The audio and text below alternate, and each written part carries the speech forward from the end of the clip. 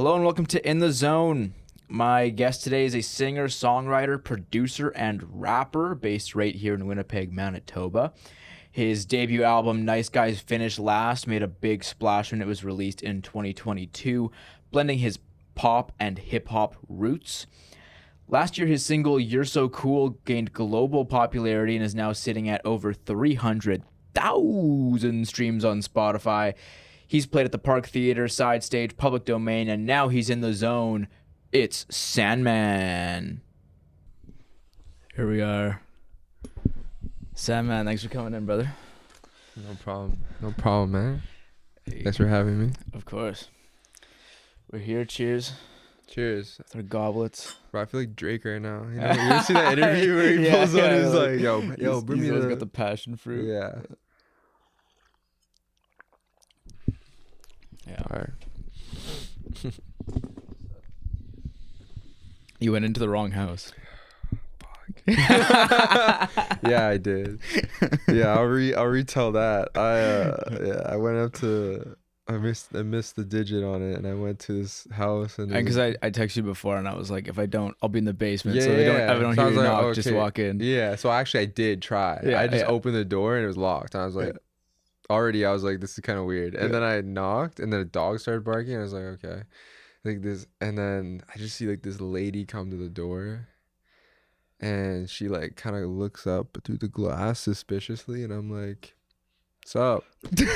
And yeah, the dog's like going crazy. So she's like, is the gate closed? Because there's like a gate between her on her patio thing. Right. I was like, yeah. She opens it, and the dog just comes out, and I was like, what's up? And I looked at her, and she was just like, hey. And I'm like, hey.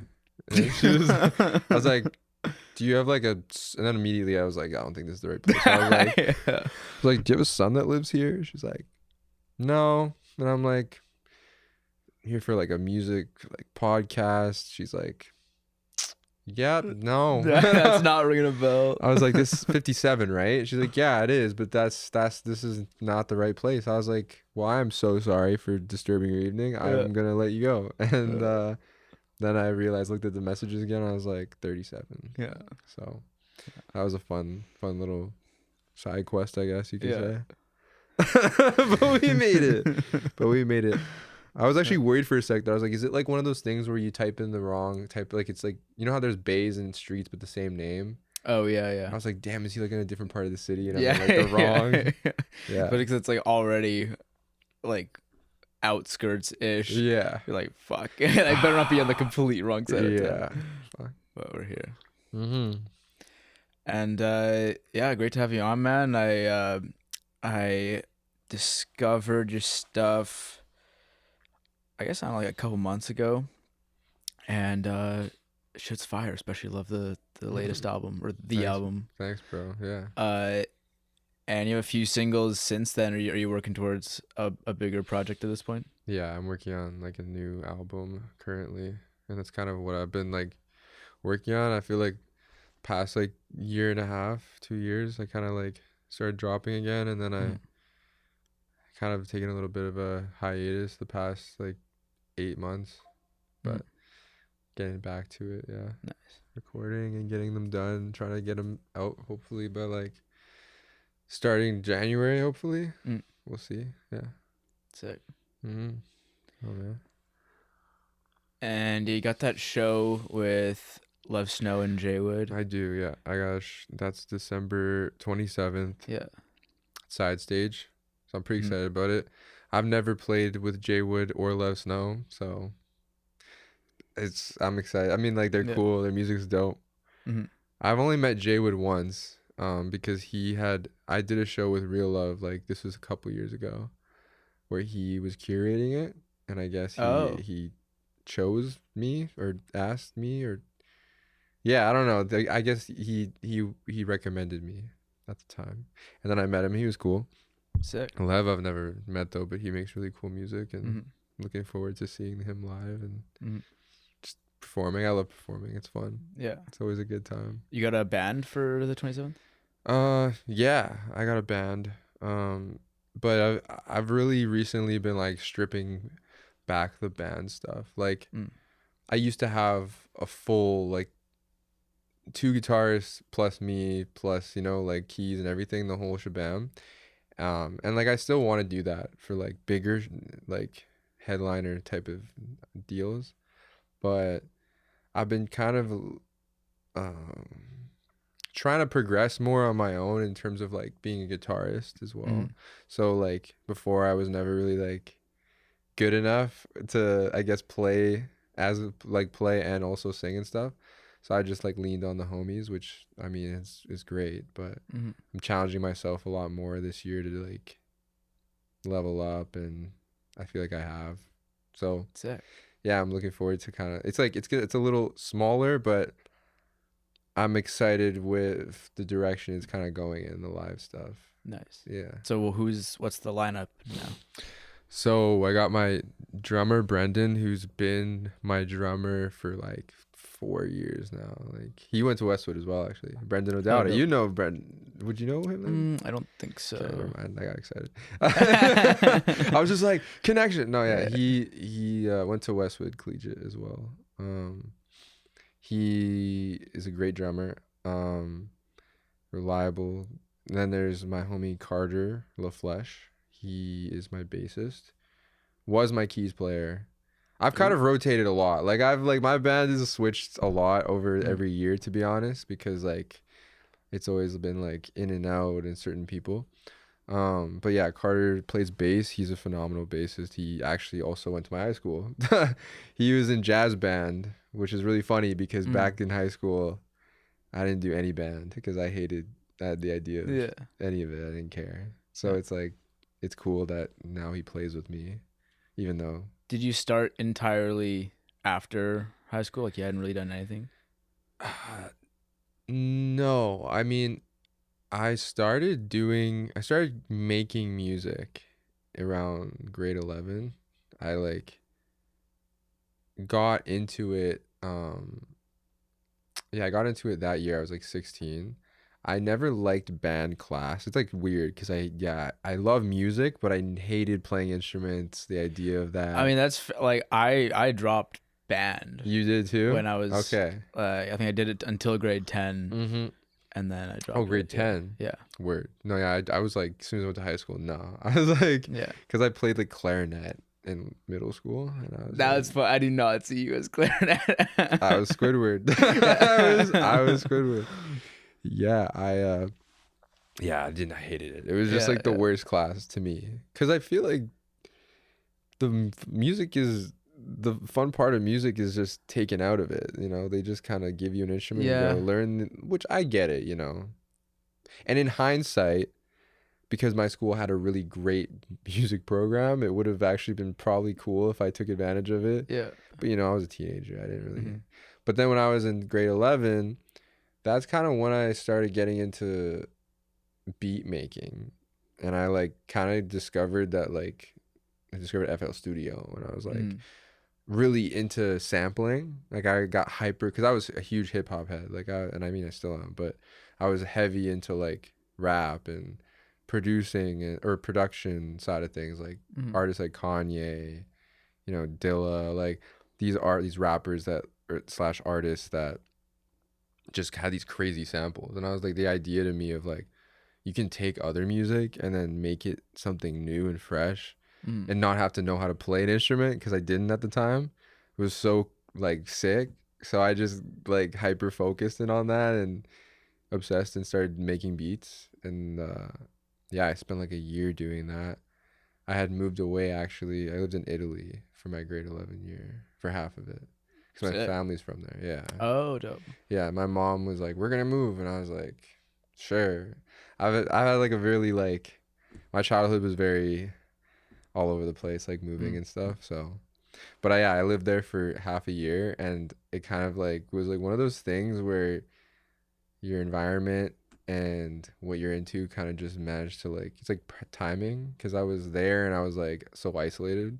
So it kind of just Mm. fed into this whole like let me like make beats because Oh, I have yeah, yeah. nothing else to do. Yeah. Let me just sit in my room every day. And I started doing that.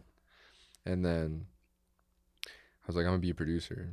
And then I realized that nobody would want my beats probably. I don't know. I just was like, this is hard to get people to want to rap. I don't know any rappers. Yeah. And I was like, why don't I do it? So then I started making songs, putting them on SoundCloud, my shitty mic, and I was kind of like that SoundCloud rapper kid in high school, I guess you could say. I had like a rap like people knew, I guess, but it was like kind of like oh, he makes music. You know? That's kind of how I got into it. Yeah. Are those still on SoundCloud? Fucking rights they are. Yeah. I'm not ashamed. Okay, not all of them. I took most of them. I took like the really bad. Like I took the couple that I was like, nah. I took them down. The like offensively bad ones. You're like, okay. Just like, yeah. You know, like I was experimenting too much. Like I was like, this is not good. Yeah. I've removed a couple. But for the most part, like my very first song ever is on SoundCloud. I left that because I was like, I don't even care how bad it is. I just want to have it. I hate when artists do that. Because a lot of artists, you ever see those artists that like when they get bigger, they kind of like they like get their catalog like swiped away, or you know what I mean? They kind of just like reset. Yeah, I think that shit's so lame because it's like, it's cool to see where somebody comes from. Like I want to see like them learning, figuring out their sound. I don't want to see like, you know what I mean? I feel like it's a part, it kind of like helps you get connected to that artist. Like a lot of people, like all my favorite artists. everyone has shitty songs. It's like you don't just all of a sudden. It's like, oh yeah, I've only been making music for the last few years and it's all slappers. It's like obviously there's a bunch of shit before then. You know, you're not fooling anyone. No, you're not fooling anyone unless you were like a savant and like you know, like one in a generational Michael Jackson. But even then, I'm sure like he probably didn't have great. Yeah, like nobody. Yeah, everybody has to start somewhere. Yeah. So it's cool looking back and just having that there is like a. I don't advertise it. I'm not like, hey, everyone go to my SoundCloud, but like, it's there. Was that still under Sandman? Yeah. Dope. I think it has like $$ though instead because I was like, I don't know. Edgy. Yeah. But yeah. What kind of artists do you like? What like you listen to? I do like a lot of rap. Yeah. Indie rock, alt rock, folk as well, a little bit of country. Word. Hell yeah. Yeah. I like most of that. Country's haven't been able to fully get into it. I feel like there's like a new wave of country. Like there's the new country that people are into, and like I can get with it a little bit. You know, I don't think is Noah Khan considered country. He's folk. He's right? folk, I guess, okay, that's what I'd say. Yeah. I don't really know many. The thing with country is like growing up, my exposure to country was like all like radio, pop shit.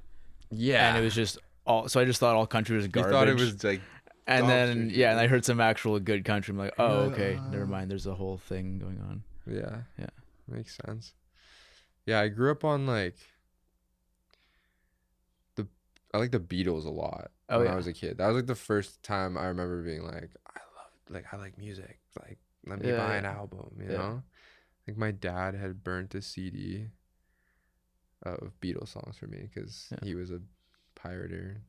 My dad's the OG. The open seas. The OG, yeah.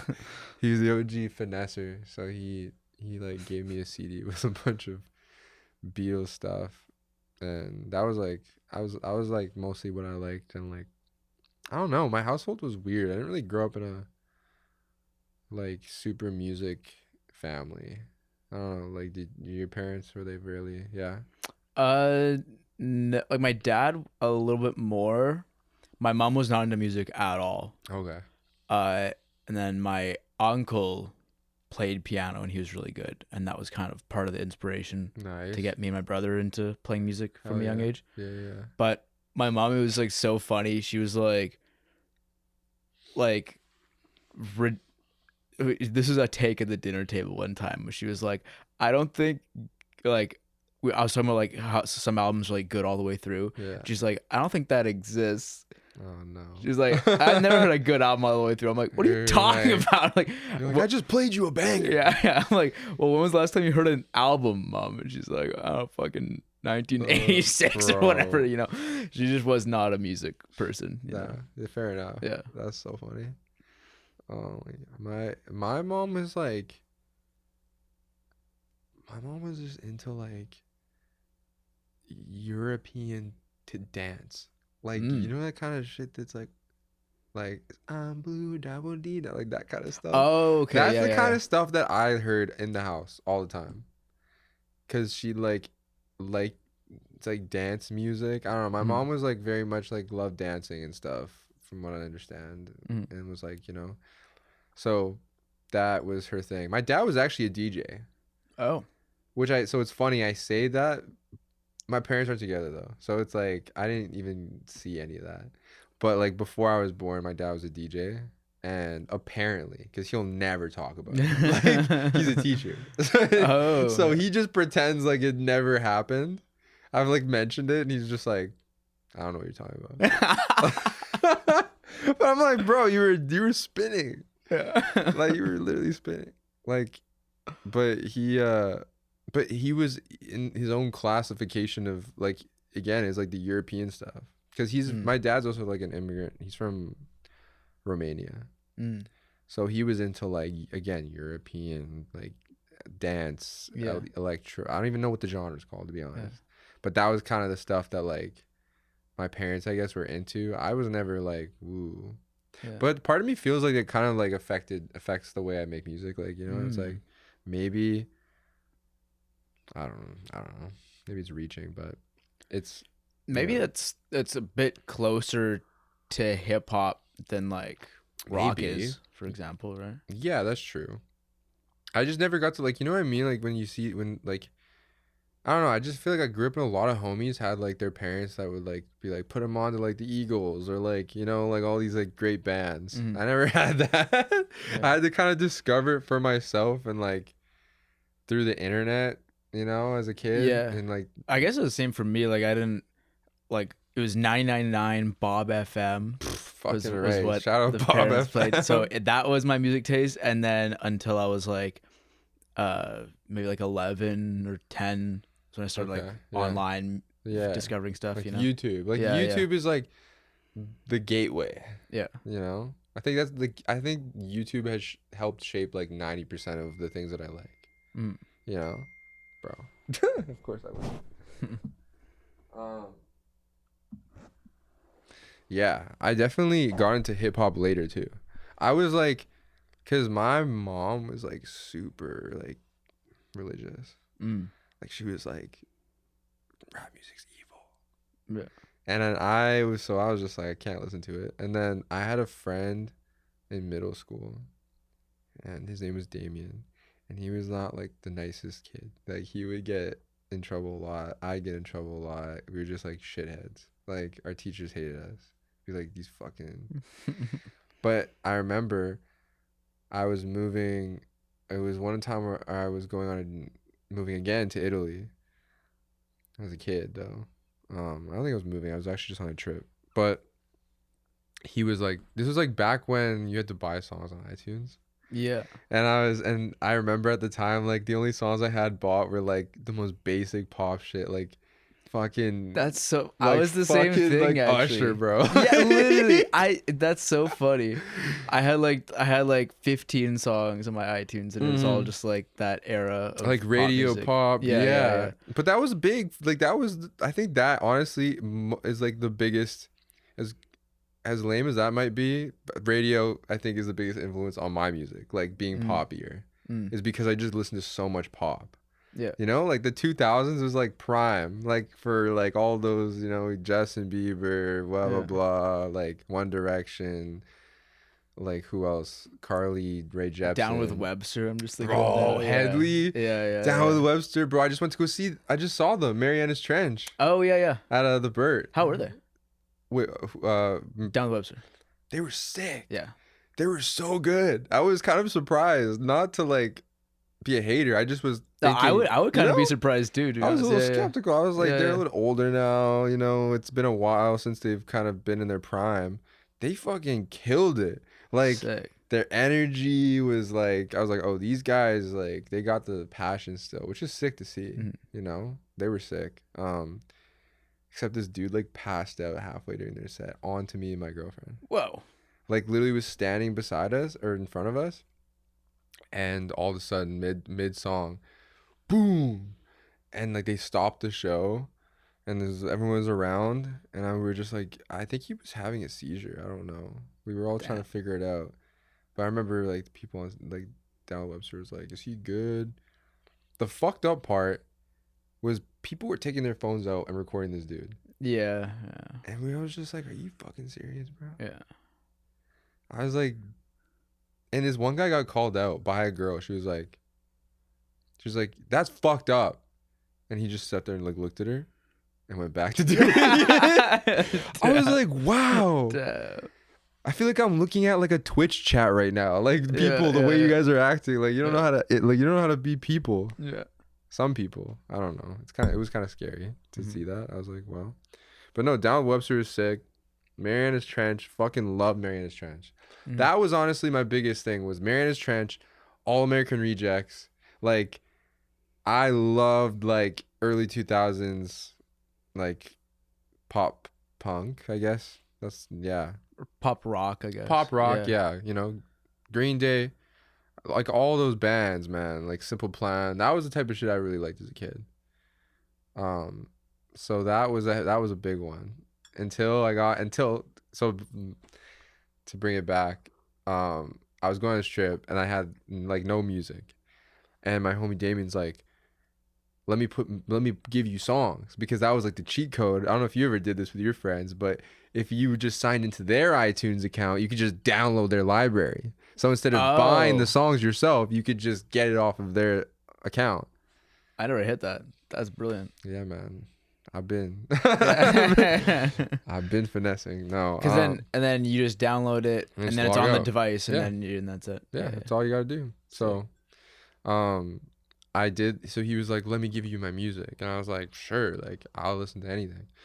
He puts like He puts like 4 Eminem albums, like just straight, and I was like, I don't know if I'm gonna like this shit, because like I know Eminem is. I'm like, and I went on this trip, listened to this music, and that shit fucking just blew my worldview open of music. I was like, this shit's sick. Like I feel like I shouldn't like it because he's saying he wants to like rape people. But I was like, this is dope.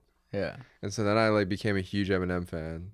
And then I just like went down the rabbit hole after that. It's like, okay, then I got into like Kanye and Lil Wayne and Drake and you know, the lyrical rap, J. Cole, Kendrick, all that stuff. You know, I was kind of like my gateway, I guess, into hip hop and whatever.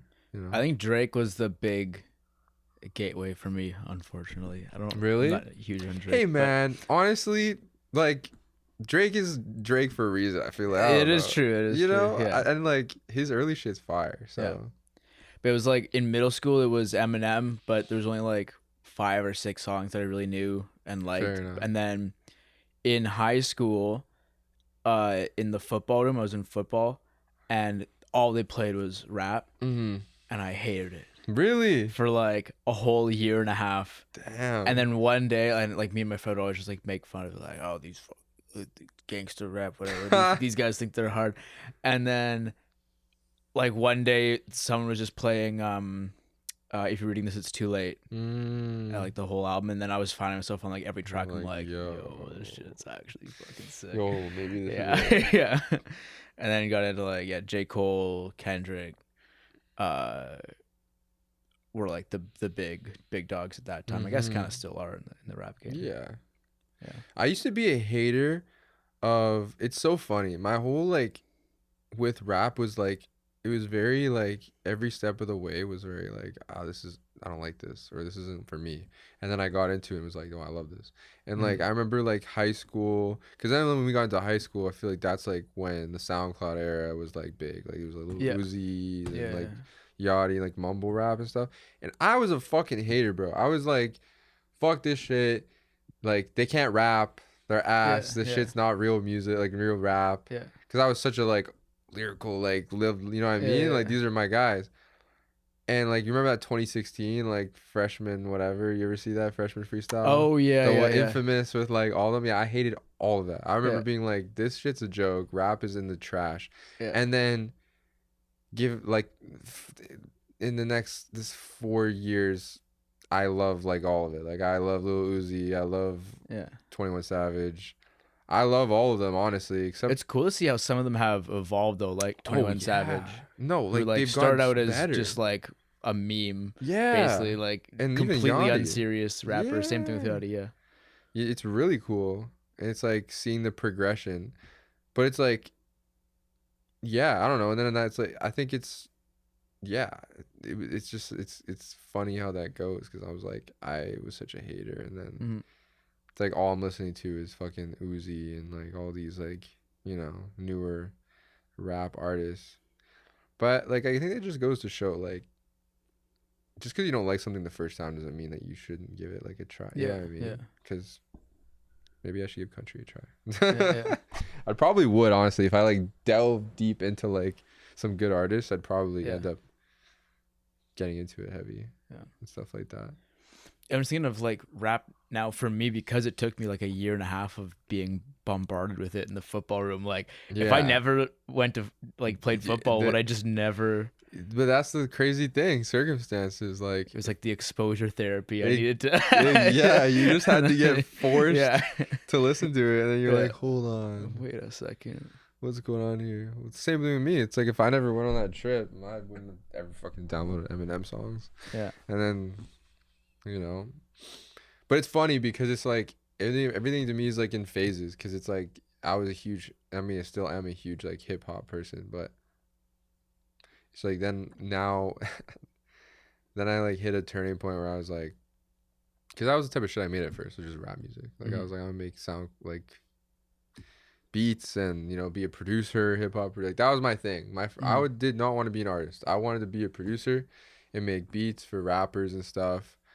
And then I was like, that turned into me being like, I'm just gonna make my own rap songs. So then I did that. And then that eventually hit a wall of like, this doesn't really feel like me. You know, like I love rap, but I don't think that I'm like, you know, meant to just make this type of music per se. So then I like got more into the roots. Like I went back. Like I was like, okay, like what do I like? I like bands. I like the Beatles. I like pop. I like rock. Let me like make music like that. So then I started like messing with it. And like, funny enough, that's kind of what I realized people liked, and I was like, or people liked from me, like it got a really good response. Yeah, I think you nailed it there. Like that's once you started doing more pop stuff. Yeah, it feels more like your artist identity. Yeah, it felt. I was like, oh, this is like that's me. something. Yeah. This is like exactly. This is my voice. This is the type of thing that I think people want. Because I made a song. And it was like 2019, and it was called Gemini, and that was the first time without any like anything. I didn't really do any promo. That shit like got a lot of streams. Like I think it was like 20,000 at the time. And I was like, whoa! And I remember like actually having people in person in Winnipeg. Like I remember I was out and about, and there was a couple times where somebody was like, "Oh, you made that song," and I was like, cool. Because up until then it was like maybe my 4 friends would listen to like my music, because, you know, I don't know, and I was like, hold on a sec.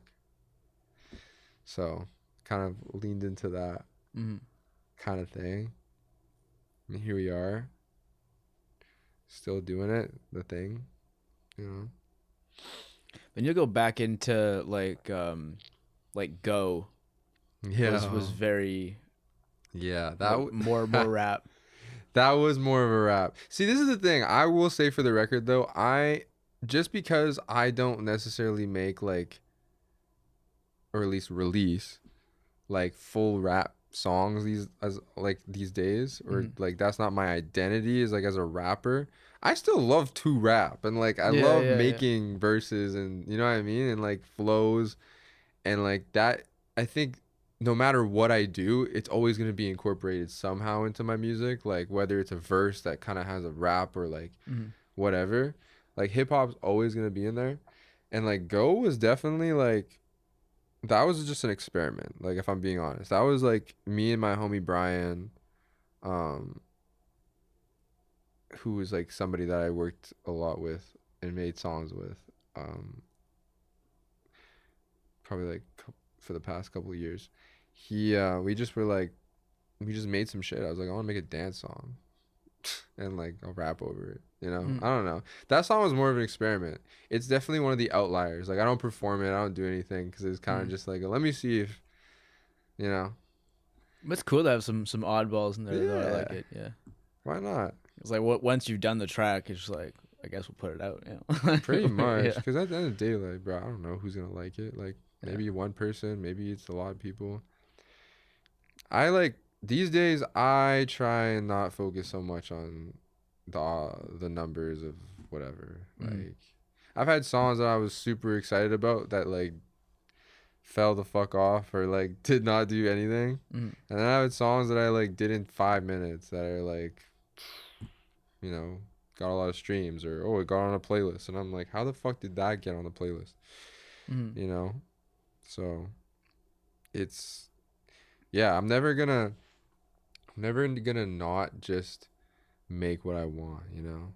I might not release all of it, but like I definitely got songs that are like I could make a rap project if I wanted. I could make a indie project, or I could do like even a dance one. I got some other dance songs too, because I just be like, I don't know. I like the idea of just having a bunch of different projects. Yeah. But I think that's also like a lot of my favorite artists did that. Like I really liked Kanye because of that. Like that was like, it was so cool how he would drop a project and it's like you didn't know what you're gonna get, right? I feel like a lot of artists start to like decline when all they do is cater to what their fans want. Yeah, you know, for sure. Because it's like once you start doing that, here's the thing: fans think that they want the same thing that they got already, right? Because they love that thing. But you don't want it again, bro. Do it again. But it's like, once you do it again, they're like, that's the same as the last time. But the last time was better. But the last time was, That's the big thing is that, like, if you keep evolving your sound, then there's no, okay, maybe last time was better, but at least this is something fresh. Exactly. Something different. Exactly, because you've already done it. Like, you're not going to be able to recapture that feeling again. You can try. And, like, I think, like, there's times where an artist have made, like, it is possible to improve upon a sound, especially when you're starting out. Like, I think there's nothing wrong with that in the beginning. Like, I feel like right now I'm doing that, where, like, a lot of the songs I'm working on are kind of just, like, I've honed in, okay, what are the things that people have liked about these last songs? What can I do? Like, you know what I mean? Like, but I'm still early enough, I feel like, where that's like a good thing, you know, because you're like, you're just focusing in and like really finalizing that sound and like crafting it. But once you've achieved it, that's when it's like, you know, because I've seen that happen where an artist drops, like, for example, like, I don't know if you're a Kanye guy, but there's like Graduation and there's Late Registration. Late Registration to me is like just a better version of like Graduate, in my opinion. Like from the production, it's just very like similar, but just like he took it up a notch. Yeah, you know. But that's more like jazz. You know, like just did his thing, but did it better. But then once you've done that, it's like very hard to do that for most people. Like, I don't know. Yeah, and if Kanye just if he did it again, then it's like later Registration. We got it. Yeah, nobody would have liked it. Yeah, but what did he do? I'm gonna flip the switch, and then what did he do again? Flip it again. So, I just I respect that the most from artists. If you can like, any. Well, it's just for you as well as an artist. It's like once you've done it and you're like proud of a work. That's like in the specific lane, it's like, why do you want to do that again? No, literally. Like, why? Yeah. It's boring. Like, you did it. It's so boring. Like, move on. Yeah. I've done that myself where I'm like, I'm going to make the same song, but different. Or like, you know what I mean? And it's just like, I don't know. It's so easy to get bored as an artist. Mm-hmm. It's so easy to get bored. You're just like, I don't know. Like, everything, writing, using certain equipment. I don't know. At least for me, I feel like I'm like, I get super hyper fixated on something. And then once I finish that fixation, I will never touch it again. Like, I'm ADD as fuck. So I'm always looking for something new. And I feel like also, if you can keep people on their toes, that's like a big advantage to have as an artist. Like, you almost don't want them to know what they're gonna get. You know, like maybe a little, but never give it. I feel like it's way more impactful to be like, have people going, what's he gonna do next? You know? Yeah, I guess people talking. It gets people talking. I think it's just in generally more important to build a reputation of quality. Yes. Instead of a reputation of like adhering to a certain thing, you know? I agree. 100%. Trying to think of other like dope artists that do that kind of thing. Like Beck. You know Beck? Oh yeah, Beck is fire. Yeah. Beck is dope. He's done so much shit, it's ridiculous. Yeah. Like every genre. And that's And what's cool about that too is, I don't know, I like also seeing artists do things that they, I don't know, like when like Linkin Park and Jay-Z make a song together. Like that kind of shit is cool as fuck to me. Cause it shows that one, the artist is like an open-minded person that's not like, you know, but two, it's like it creates room for something that's like never been done before, you know? I think collaboration is also like a key point though.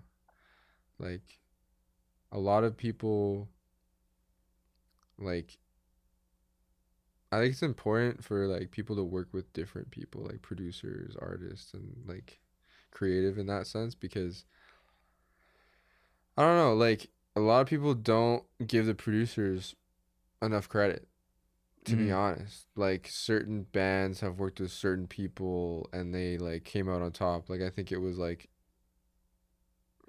the Chili Peppers that worked with Rick Rubin on one album, and it was like crazy. You know what I mean? Like I don't know.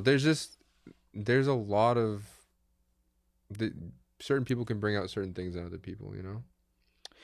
I think producers probably don't get enough credit, but I also don't know like how. Cause like I'm one of the people who will dig into that, and I still don't know most producers of my favorite records. You know, fair enough. No, but that's so valid, and I feel like that's like the way it's been for a long time. But I feel like it's kind of changing, like slowly. You know, I feel like rap. The thing is too, like rap's changed that a lot. Yeah, you know? Yeah. Producers are bigger in rap. Like the producers get their tag too. Well, that's the thing. Nice. But see, producers in rap have a totally different. They have a different role. Yeah. You know, they're like creatively. They make the music, like, and they're doing composition. Exactly. Right, yeah. Exactly. They're doing composition. I only started learning about like the music, that side of things, like writing and publishing and stuff, like recently, like the past couple years. Before that, I was like, what does that mean? Like I didn't. But it's actually crazy, because like producers for hip hop make basically the product that they're down here doing the whole song. They make everything, bro. Yeah. It's like what? Yeah. But then, but the producers in like rock or any other music, they're equally as important, and they make like all the big decisions pretty much. But you know, what kind of like stuff are you into these days? Like. Right now, I guess. Like, if I were to look at your playlist, what am I gonna find? I'm trying to think of what I've been listening to the last few days. Dope Lemon. Listen to the new Dope Lemon. Dope Lemon's sick. Yeah. I haven't listened to he just dropped new stuff? It was earlier this year. Okay. Yeah, I listened to it once when it came out, and then my bandmate Alec keeps tooting the horn, and I keep forgetting to go back, and then this week I listened to it again. I'm like, oh yeah, this is fucking sick. This is dope. But that's a great band. We saw them They were here last year, 2 years ago. You know what's crazy about that? I was almost gonna open for them. Really? I was like this close. What happened? So the venue, the guy who does booking for the venue it was at EEC, right? Yeah. Mm-hmm. He shout out Charlie Feta. That's who it is. I approached it because I was like, I want to. Like, so I asked my homie Tony, and I was like, yo, like, what could I do to open? And then he reached out to him, and they actually tried to like make it happen, but it was Live Nation, because Live Nation is like the company that does all the shows and like organizes it. They were just like last minute, because like that's the thing too, is they didn't give any answer. It was kind of like up in the air. Man, I was like, fuck, I want to open for that. It would have been a sick show. But they were just like, nah, we don't have any like budget. I was like, okay. Yeah, cause well, it ended up being the guy who's like in the band, right? Mm-hmm. Who did like a acoustic thing, which makes sense. Yeah. It's like, how can we save money? Well, we Yeah, can get yeah. the guy who's already gonna be playing to play Yeah. again. Yeah. But yeah, I heard that was a good show. I didn't get a chance to actually go to it. Yeah. But fuck, Dope Lemon's sick. I'm trying to think, like, do you go to a lot of shows here? Yeah. Especially since I started the pod here, like every weekend I'll hit something. Makes sense, because it's like, I'm going tonight. I'm going to tonight. OD Beresford, Tarp, and Marin. I can't lie, I don't know either of those bands. Tarp and Baron. Marin, my bad. Marin. I don't know Tarp, but I saw Marin at Rainbow Trout. They're super dope. They're like indie rock. Dude, how was Rainbow Trout? So much fun. Yeah. So much fun. I want to go to that. You go to folk? Bro, I have not got this shit. I've never been to folk, and I've never been to Rainbow Trout. And I was gonna go this year to folk. You know what it is? One, it's just money. Like, I was just like, I can't justify paying to go to my own city. But the other thing too is just like, that's really the money. See, I think the money is tough, but it's tough, bro. But I've been going for, my first year was 2016. To folk? Yeah. Okay. And I've been going every year since, and it's literally like, whatever I gotta do to pay the 400, or it's like a bit less than 400, and then all in, I would say it's like probably like 600. Okay. For like every, like the ticket and everything you need to buy like for the week and stuff. Do you have like a favorite folk that you got, like, you're like, this was like the best lineup in your opinion? There was one in, was it 2019 or 2018, I think. Maybe it was 2017. There's one with Courtney Barnett was big. Okay. And who else was there that year? City and Color. Dope. Or is that a different year? I don't know. They all so you're bleed like, into the blend. thing. Did you go this last year? Yeah. I almost went. It was did you go to, like, were you with that fucking what was the one band where it was raining? Was it Peach Pit? No. Peach Pit was clear. What was the one that everybody Vance Joy? Oh, is what they call it? That was the Vance Joy was 2 years ago. Am I tripping? But this year, who was this there? year, Was Rain man? at? Yeah, there was a band, and they were like, I think it was a Thursday. And it was like they performed like an unplugged thing because they like had that to was wait. that was Mount Joy. That was Mount Joy. That was 2 this years ago. wasn't this past year? Or I guess last year. Okay, yeah. Are you saying this past year, like this year? Like this year? Yeah. It wasn't this year? No, yeah, last year. Am I tripping? Yeah, I was at that. That was fucking amazing. That was sick. Yeah. I was front row center, baby. Really? Yeah. Fuck yeah. It's super easy to get front row center, but I'm not gonna expose it on the podcast. Don't do it. Don't do it. He's gatekeeping. Yeah. He's fucking gatekeeping. you gotta come to me in person. I'll tell you the wisdom. I'll be getting that information. That's crazy. That's sick though. No, I want to go. I think I'll probably go next year. Yeah, I don't really have an excuse, honestly. I'll just say like the money's worth it. Yeah. Whatever you gotta do, get there. Yeah. Yeah. Fair enough. Yeah. Okay. What about just like traveling to shows? Like, do you ever just go like? Do you do? You I drop did it a bags lot like when I that? was younger. Okay. Like I traveled. I would do like Minneapolis a lot. So I Okay. saw like Logic and Joey Badass was one show. Dude, I used to love Logic, bro. I Mm. was like the biggest Logic fan. Fucking Under Pressure. Yeah, that was a great Bro, record. that song was crazy. And that the whole Yeah, project yeah, too. But oh my god, man. yeah. So Did he- I saw him on Everybody tour, which I think is like It's like it peak was Logic. it was a good it was a really good time to see him. Yeah. Yeah. Fuck yeah. It went downhill after that, and then it went back uphill. Like Yeah? Vinyl Days, I think is his best album Okay. ever, Okay. and that was post That was retirement. post after that. Oh yeah, Yeah, because he yeah. was like, I'm retiring. Yeah, I was like, and he was gone for like a year and a half. it's like when Yeah. they kill off a character in a show and he just comes back. Like, Yeah. yeah, no, that's funny. Yeah, no, I haven't been keeping up with Logic since like 20. I don't even know when the last time. Mm, Probably since like Everybody. yeah. But he's not. He's fire. That's a Yeah. fire tour to see. I haven't seen that many big artists, bro. Like at all. I'm kind of mad. Like I wanna go to more, but Who's your number one that you would want to see? oh fuck, that's a tough one. Right now, probably. I don't even know, man. I mean, if I wasn't here when Kanye was here. That was like one of the ones. I know it's fucked up now. He's like, I don't fuck with him like that. Like as a person, yeah. is whatever. The music so is just fire. Dude. disclaimer. The music is crazy. Yeah, but let's just like I can be honest. Like he's Yeah. definitely a big reason why I started Yeah. making music.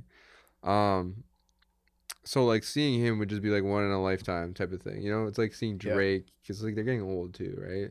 So it's like the older an artist gets, you feel like oh shit, like how many times are they gonna perform in their lifetime? I'd drop a fat bag for sure on that. Mm-hmm. Otherwise, I don't know. I really love like McGee right now. McGee. Yeah. I don't know if I know McGee. You don't know McGee? No. Yeah, I'll clip that. Somebody in the comments be like, "What?" No, McGee is like he's kind of gained popularity in the past year. Really, you never heard of him? No. Rap? No, actually, he's like an indie guy. Okay. Yeah, he dropped an album this past year, which like went stupid. Like it's weird because he's like underground. There's so many artists like that now. Hey, Yeah. like the numbers are cult following. great. Yeah, But like everybody no knows one, them, yeah, but they don't have any song on the radio. Yeah, you know, he's at least not here. He doesn't, but he does. Oh, fuck, I'm trying to even explain his sound. He is a crazy guitarist. He dropped a album, The Dream Police, and he basically is like popped off for his guitar sound, and people have tried emulating him. You probably come across like one video at least, like basically like his tone is like a mixture of using this Porta Studio Tascam where he plugs his guitar into it and uses that as the preamp and then outs that. Like he doesn't use like an amp. He uses that for it and it like distorts it. But like the distortion's fucked. So like when you play it light, it sounds all like pretty, but then you can slam it and it goes like and it sounds really like kind of like lo-fi, but like in a way that people like. Right. And then he also has like he has it split into like I like how I'm just going through McGee's like whole thing because I like looked into it. But then he like splits it into it's called a Roland like synth thing for your guitar. You know what it's called? Like a synth pedal? It's like a pedal, but it's called a V something. I don't know what it's called. I'm sure like somebody who knows guitar gear like that does. But basically turns the signal into like a synth. Okay, yeah. And so he has those two playing at the same time. It's really cool. I'd recommend checking it out. I feel like you'd fuck with it. Sick, yeah. I love weird sonic things. But his album is super sick. It's like it sounds like an 80s album that was recorded and everyone forgot about it. Like it's like I don't know how to it's like every song sounds like deja vu.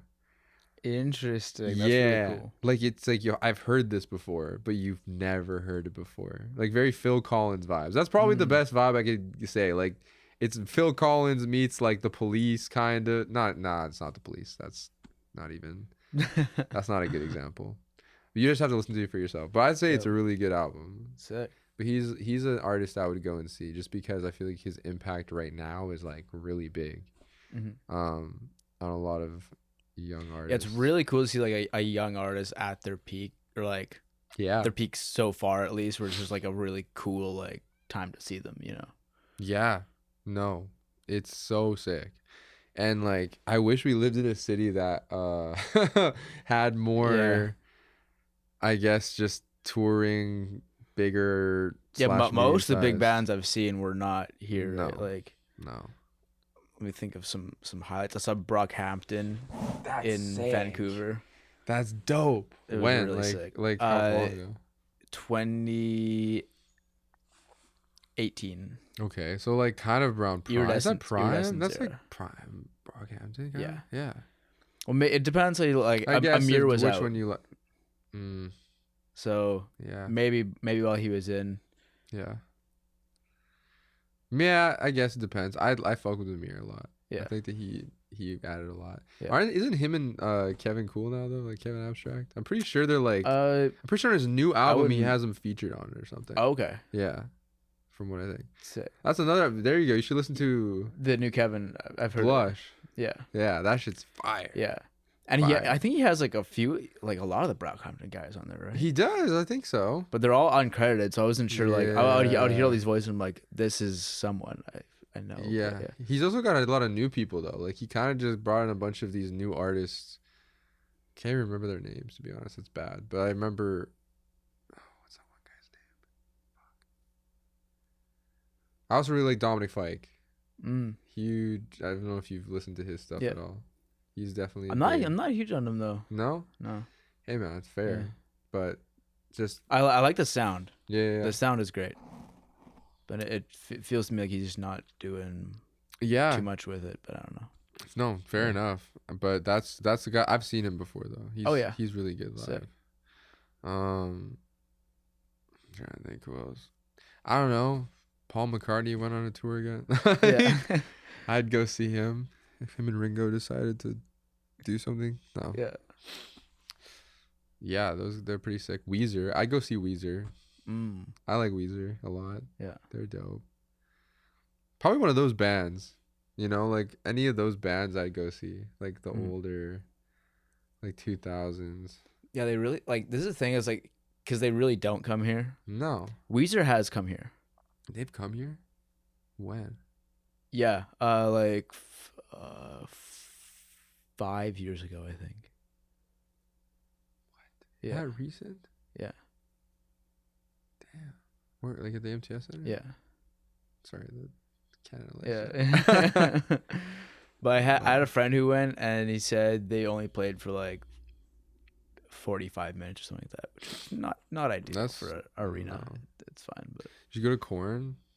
No, I didn't go to Corn. My roommate did. He said it was crazy. Yeah. He was like, "It was wild." Yeah. He said the crowd was interesting. I was like, "Word." He's like, "Yeah." Yeah, Corn would pull it. Interesting would be a word for it. For sure. For the crowd. For sure. Yeah. The creatures. The creatures. Yeah. Fuck, man. What about just like? Well, I guess you said you go to a lot of local stuff too, hey? Yeah. And that's the thing is like, yeah, a lot of the bigger touring acts don't come here, but there's still so much. There's so much sick local and sick regional like dude, Canadian bands who come through. Like people need to support. Yeah. The scene more. I mean, I feel like a lot of people do. Like we have a good. Like people turn out to shows, but like more. Like yeah. You know what I mean? I feel like it's not. It hasn't broken through yet. Like I think like most people just don't hear about them. That's true. Is the big thing. That's true. It's like because even I was like, because I've been in a band for, like in bands for a few years. Okay. And I still wouldn't like hear about a lot of things until I like committed to like it was really with the podcast where I was like, yeah, I'm gonna listen to everyone in the city. Fair. And then once I started doing that, I'm like, holy fuck, this is crazy. Like, Yeah. it's everywhere. There's a lot of talent, man. It's actually absurd. Yeah. And I would go as far as to say it's better than like Vancouver or dare I even say Toronto, to be honest. Like, I don't know. I just don't see anybody from those cities that's like, or at least collectively. Like, maybe there's like the outliers they have, but because I moved to Vancouver, I was like, fuck Winnipeg at one point. I did the same thing. Yeah? Yeah. Straight up. It's like, fuck. Yeah. Bro, okay, who hasn't though? Yeah. Bro, the amount of people I know that have moved to Vancouver at some point, but then everyone comes back, man. Yeah. Sorry, I'm like dangling with your head. Pretty good. Yeah, I moved out there and I was like, I'm gonna do music out here, and I don't know, I was there and I was like, bro, where's the scene? There's nothing. Like, there's artists, but one, they're all like clicked up. And I've heard it's like that in Montreal as well. Yeah? Yeah. Honestly, I believe it. Where it's like there's a scene, but it's like very competitive and cliquey, and like it's like you gotta like prove your worth, you know. So pretentious, bro, for what? Like, yeah, that's how it felt in Vancouver. It was just like, if you don't know this person, like, if you're not, I don't know. I just didn't, and I don't really care. Like, I'm not like the biggest of like, I like networking, but I'm not the guy who's like, I need to be everyone's best friend. Like, if I don't know you, it's whatever. It is what it is. But there, it's like, and like, I feel like we're in a really cool city where it's like, it's small enough where you can get people to come to shows, and you can like, it's like, I don't know, you can hear about things. If you live in like Vancouver, you're not hearing about some dude from like the other fucking side of the island. You know what I mean? Like, at least for the most part, I don't see that type of network. Maybe I'm wrong, but that's just the way that I see it out there when I was there.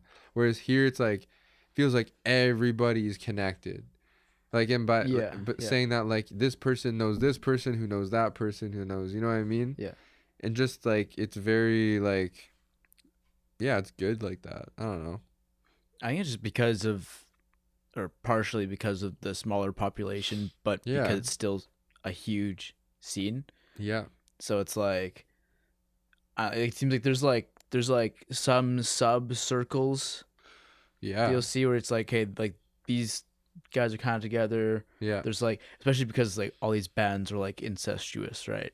And everyone's playing in each other's bands. Pretty much. And so you see like okay, there's this kind of like band, this like 6-band sphere that like they all kind of play with each other. And there's this other squad that they kind of all play with each other. We're all band sluts, man. Yeah. Everybody. No, but that's 100% it. And like, I don't know, I went to Toronto for this North by Northeast festival thing. Oh yeah. Like 2 years ago. And I remember we were talking to one of the bands there, and we were just like, we're from Winnipeg, and they were like, oh, like, we've heard Winnipeg has a great scene. So I'm like, hey, at least we got a rep, you know? Like, it's not, people know about it, you know? I just think that it's unfortunate that we just don't have any, like, resources to, like, take it outside of it, you know? It's kind of this weird bubble. Like, we all know it's sick, but it's just, like, weird how it's, like, it's almost hard to get that. They are trying, like, you can get, like, funding and stuff. Like, there is, I think there's more support than most cities get. Oh, yeah. But, yeah, you're right. It is just, but I also think that's just the music industry in general, right? Like, it's just so hard to break. Yeah. No matter where you're at. Yeah. That's the one benefit of the internet, though. Yeah. Most of the people that listen to my music aren't even from Winnipeg. Like, being honest. Like, when I look at my streams, it's like, oh, this person's in Los Angeles or from, like, wherever, like, Thailand. Like, so it's, like, kind of cool. I don't know. I feel like I'm in a position. My whole thing is, like, I love Winnipeg, and I want to be a part of the scene, and I try to be a part of the scene, and I definitely am. But at the same time, I am not necessarily targeting Winnipeg, if that makes sense. Right. Like, it's not like my end goal, like that. I'm like, I want to be like locally, like the most, you know? I'd rather find an audience somewhere or everywhere. You know, that's my. I think that's usually the case. Yeah. There's some quote like a prophet is never recognized in his city or something like that. Okay. Like you gotta like go out elsewhere, and then people like realize, oh, like this guy's, you know. Yeah. No, 100%. Yeah. Because I don't think that I fit necessarily, to be honest. I feel like I fit in a weird pocket, maybe. I don't know. Yeah, I think you're right. They're like the city's more like band oriented. It's band oriented, and like the thing is the funny part about it is that I have a band, and I also and I make music that is all produced in my basement with people, and it's like it's band made music, like. But I just think that I have my influences are more. I don't know. They're not the common. They're not the same. I don't know. Yeah. You know? It's just here's just not in a bad way though. Yeah. Not in a bad way. And that's the thing is like I appreciate everybody. I think every band is really dope that I've seen here. And I love a lot of them. I just did a show on Halloween. And we had a band called Cerulean Drift that was really dope. I don't know if you've heard of them, but they're sick. I just saw them from the poster. Yeah. I saw you were with Jupiter Meltdown as well. Jupiter Meltdown is also sick as fuck. Yeah. Like there's a lot of cool bands. There's what are they? There's well, obviously like shout out Love Letter Writers. I know they're on, or Love Letters, the Love Letters. Yeah. They're on this. They're on this as well. Shout out Ricky, the boy. Trying to think who else off the top of my head. Obviously, Neighbor Andy's dope. Like we all know Neighbor Andy. They're sick as hell. There's some smaller ones too. Neighbor Andy's one that I could see them getting more national. Oh, they're attention. doing their thing. Yeah, for sure. Yeah. But I think Neighbor Andy's the sound of Winnipeg. If I'm being honest, like I'm saying the sound of Winnipeg in the sense of like. This is okay. This is you add up all the bands. You add up all the bands, and you feed them into AI, and what you get is Neighbor Andy. And you say, "Give me the best of everything." Yeah. I just think that like when I think of Manitoba and like Winnipeg and like culturally speaking, it kind of ties back to what I was trying to say before about how a lot of my friends growing up had like, you know, like the classic parents listen, you know what their parents listen to. You know what I'm trying to say? Like, I know that a lot of people in the boomer generation here grew up on like a lot of rock and like a lot of like grassroots and like some folk, but like, you know, they listen to like the Eagles, like these kind of bands like that are very Americana, and I feel like Neighbor Andy is like the sound of what everyone's parents played who grew up in Manitoba, influenced by. Right. You know what I'm trying to say? Yeah. Not that they're that sound, because they're their own thing, but it's just like that is like what they sound like to me. Is like it feels like home. Yeah. Because it has that familiarity. It has that like you feel that country, but like prairie vibe, but like also, you know what I mean? Like prairie for sure. Prairie is it? Yeah. Right? They're like the sound of the prairie. Indie rock. Prairie indie rock. Yeah. And it's perfect. Yeah. And I think that's why so many people love them. Me included. It's sick, you know? Yeah. So I totally see them like blowing up even more. Yeah. Like absolutely. And they're just great guys. I don't know if you've met them or seen them, but like I've seen them, I haven't met them, but I did hit them up and we're working something out for them to come on the show. Yeah, no, they are such fucking nice guys. Yeah. Which is like really refreshing because I'll be honest with you, not a lot of people that like, okay, I don't know. I have like mixed experiences with a lot of other musicians, artists. Like it's like, it's hard to find regular dudes. You know what I mean? Yeah. Like most of the time. I don't know. A lot of motherfuckers are weird. Let's be honest. Yeah. Let's talk about it. A lot of motherfuckers are weird, bro. Yeah.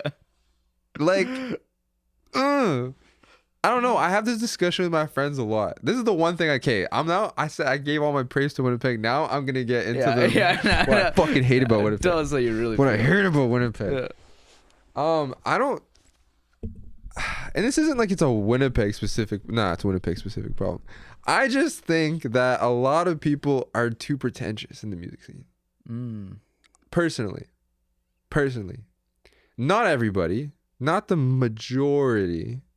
But there is definitely, in my opinion, and this is from like experiencing like performing a lot and doing these shows and meeting certain artists and interacting, and not even just artists but like venues, and you know what I mean, like all of the like everything that I've seen collectively. There is certain people that are just a little too, there's a vibe of like, if you're not gritty enough or you're not raw enough, then you're not real music. You know what I'm trying to say? Yeah. And I don't like that. I just think that it's like, I don't know. And I also think there's a disconnect, to be honest. There's a little bit of a disconnect between the hip hop and the band community, which makes sense because they're two different communities. But I feel like, and this is what I will say, because as someone that started it as a rapper, that gave me the kind of like, that gave me the opportunity to be in that community and the band community. So I got to see one and then transition to the other. And I will tell you right now, the hip hop community is a way more chill in that sense. Like they're more accepting, I'd say, in my opinion. Again, this isn't like everybody. I don't want to be like, yo, if you're a Winnipeg band, you're a dick. Like that's not at all. But just like overall, I've noticed like when you, like the hip hop community here is so nice to each other. And they're so like wow. You're I've sick. at least seen online, like they seem, everyone's super supportive of They're what so everyone's supportive. doing. Yeah. They're super supportive. And it's very like, yeah, like it's just dope. Then you can be doing your own thing. And then they're very like, they'll rock with you. And it's very genuine and nice. I can't necessarily say the same for a lot of Winnipeg in the scene. I feel like there's a lot of like weird, like I can't show love unless like, you know what I mean? I don't know. A little bit. Just a little bit. Just saying. And I feel like it kind of comes down to like, I don't know. Yeah, I wonder why that is. I don't know. 'Cause I will say, have you like the band scene is better. Yeah. So I wonder. Yeah, give me your opinion, because I'm just saying, I'm just yapping, but like at the end of the day, like I don't know, I could I'll also say be like tripping. I'm fairly disconnected from the rap scene. Like I know some people, but like I'm not really in it like that. Yeah. I did used to rap. Yeah. Yeah. Oh shit. My name was Afterthought. Let's fucking go. That's a fire name. That was alright. Afterthought. Yeah. But yeah, no, I haven't. I can't really speak to like the community there within the city. I would honestly encourage you to go to some rap shows. Yeah. I don't even go to a lot. I've been to a few. Like I wanna go to more. Yeah. Because bro, there's some like, that's another scene too where there's a lot of like talented people too. What's the best venue for that? It depends. I'd say probably side stage. Stage. But like that's like an all around venue. It's good. If we want to talk venues, I don't actually. Yeah. These days, I only like going to shows if they're at side stage or. You don't like the park? I think the park's cool. I think the park's very. It depends who's playing at the park. You know what I mean? It depends who's playing at the park. The park's cool, but I just think side stage is like more intimate, I guess. I like the more intimate vibes. So that's me personally. I went to the MTS Center once and I was like, I saw Daniel Caesar and I was like, oh, yeah, it's just too big. I'm more of like the smaller the venue, the better. But maybe not. Because I'll also be honest, like I've been to some venues here where I'm like, it's a little too small. Yeah, yeah. You know, a little too intimate. A little too. I feel like I'm about to make out with the person next to me, and they're not my partner. Yeah. Yeah, no, I like Side Stage. I like the Park. If I'd recommend, those are kind of the only places really that they perform at. I'm trying to think. I guess that's what I'm wondering. Is there like another, like more underground thing that I'm missing with the rap scene? Nah, I wouldn't say like venue wise or anything, but I don't know. Don't Cry Wolf. I mean, do you know who Don't Cry Wolf was? Yeah, they're dope. They're dope for like putting on shit and like, you know, all that. But yeah. As I was saying, I just don't. I think that the scene is great. I just feel like there is a little bit of whatever sometimes, and it can be a little alienating. Can't lie. I've had some experiences where I'm like, damn. Mm-hmm. So, you know, it's not to say it's terrible. It's just that there's sometimes, you know. Yeah, I'm just trying to think. Like, I don't really think I've seen a whole lot of that. But then I'm just wondering, like, why? Because I do believe that it exists. Yeah, but I think it exists everywhere. Yeah, you know, it's not even necessarily like it's a. But I'm just wondering, like, why is it particular to bands and not rappers in this case? You know what I think it is, and this is from seeing both sides. I think, and this is like the realest shit ever that I could say.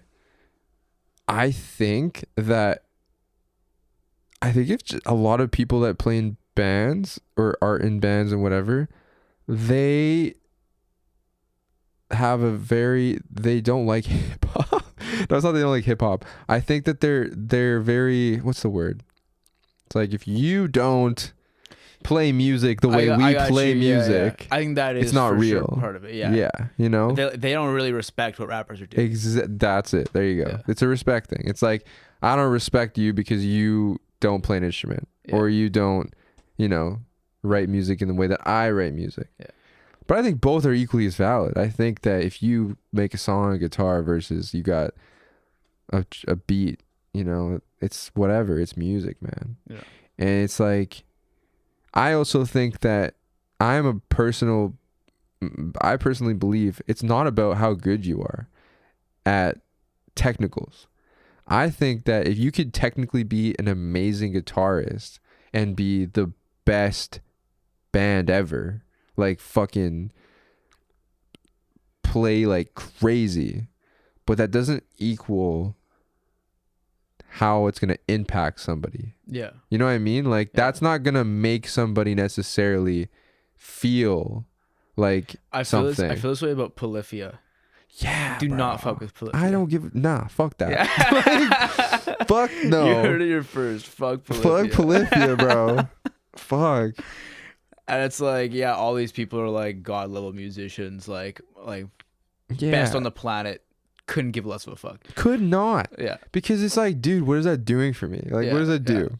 Cool. You can like, you can do. You know your scale. You can play your scales. Like, I'm just saying that I think there's a level of like overly like. Okay, maybe this sounds bad. Performatism.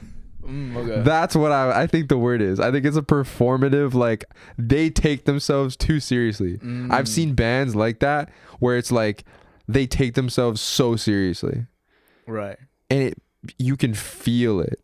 And when you feel it, it puts you off. Cause it's like, cause the way that I operate is I take what I do seriously.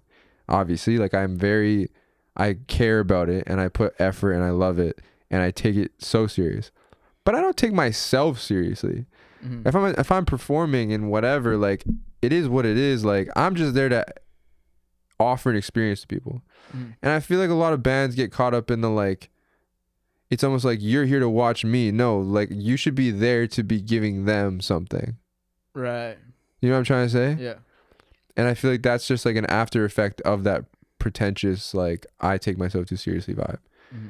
It's the kind of like, and that's the kind of thing where it's like, oh, I can't I can't be seen like doing. I don't know how to explain it, man. It's like I guess if they take themselves too seriously, they also take their image too seriously, and they don't want to like necessarily collaborate with whomever if they don't have the same perceived kind of, status yeah. or something, It's like that. It's like, yeah, and it comes back to the thing of like respecting other people's thing. It's like, yeah, well, why would I even care? Like they rap, like, or you know what I mean? Like not, I'm just paraphrasing, but like what somebody might say.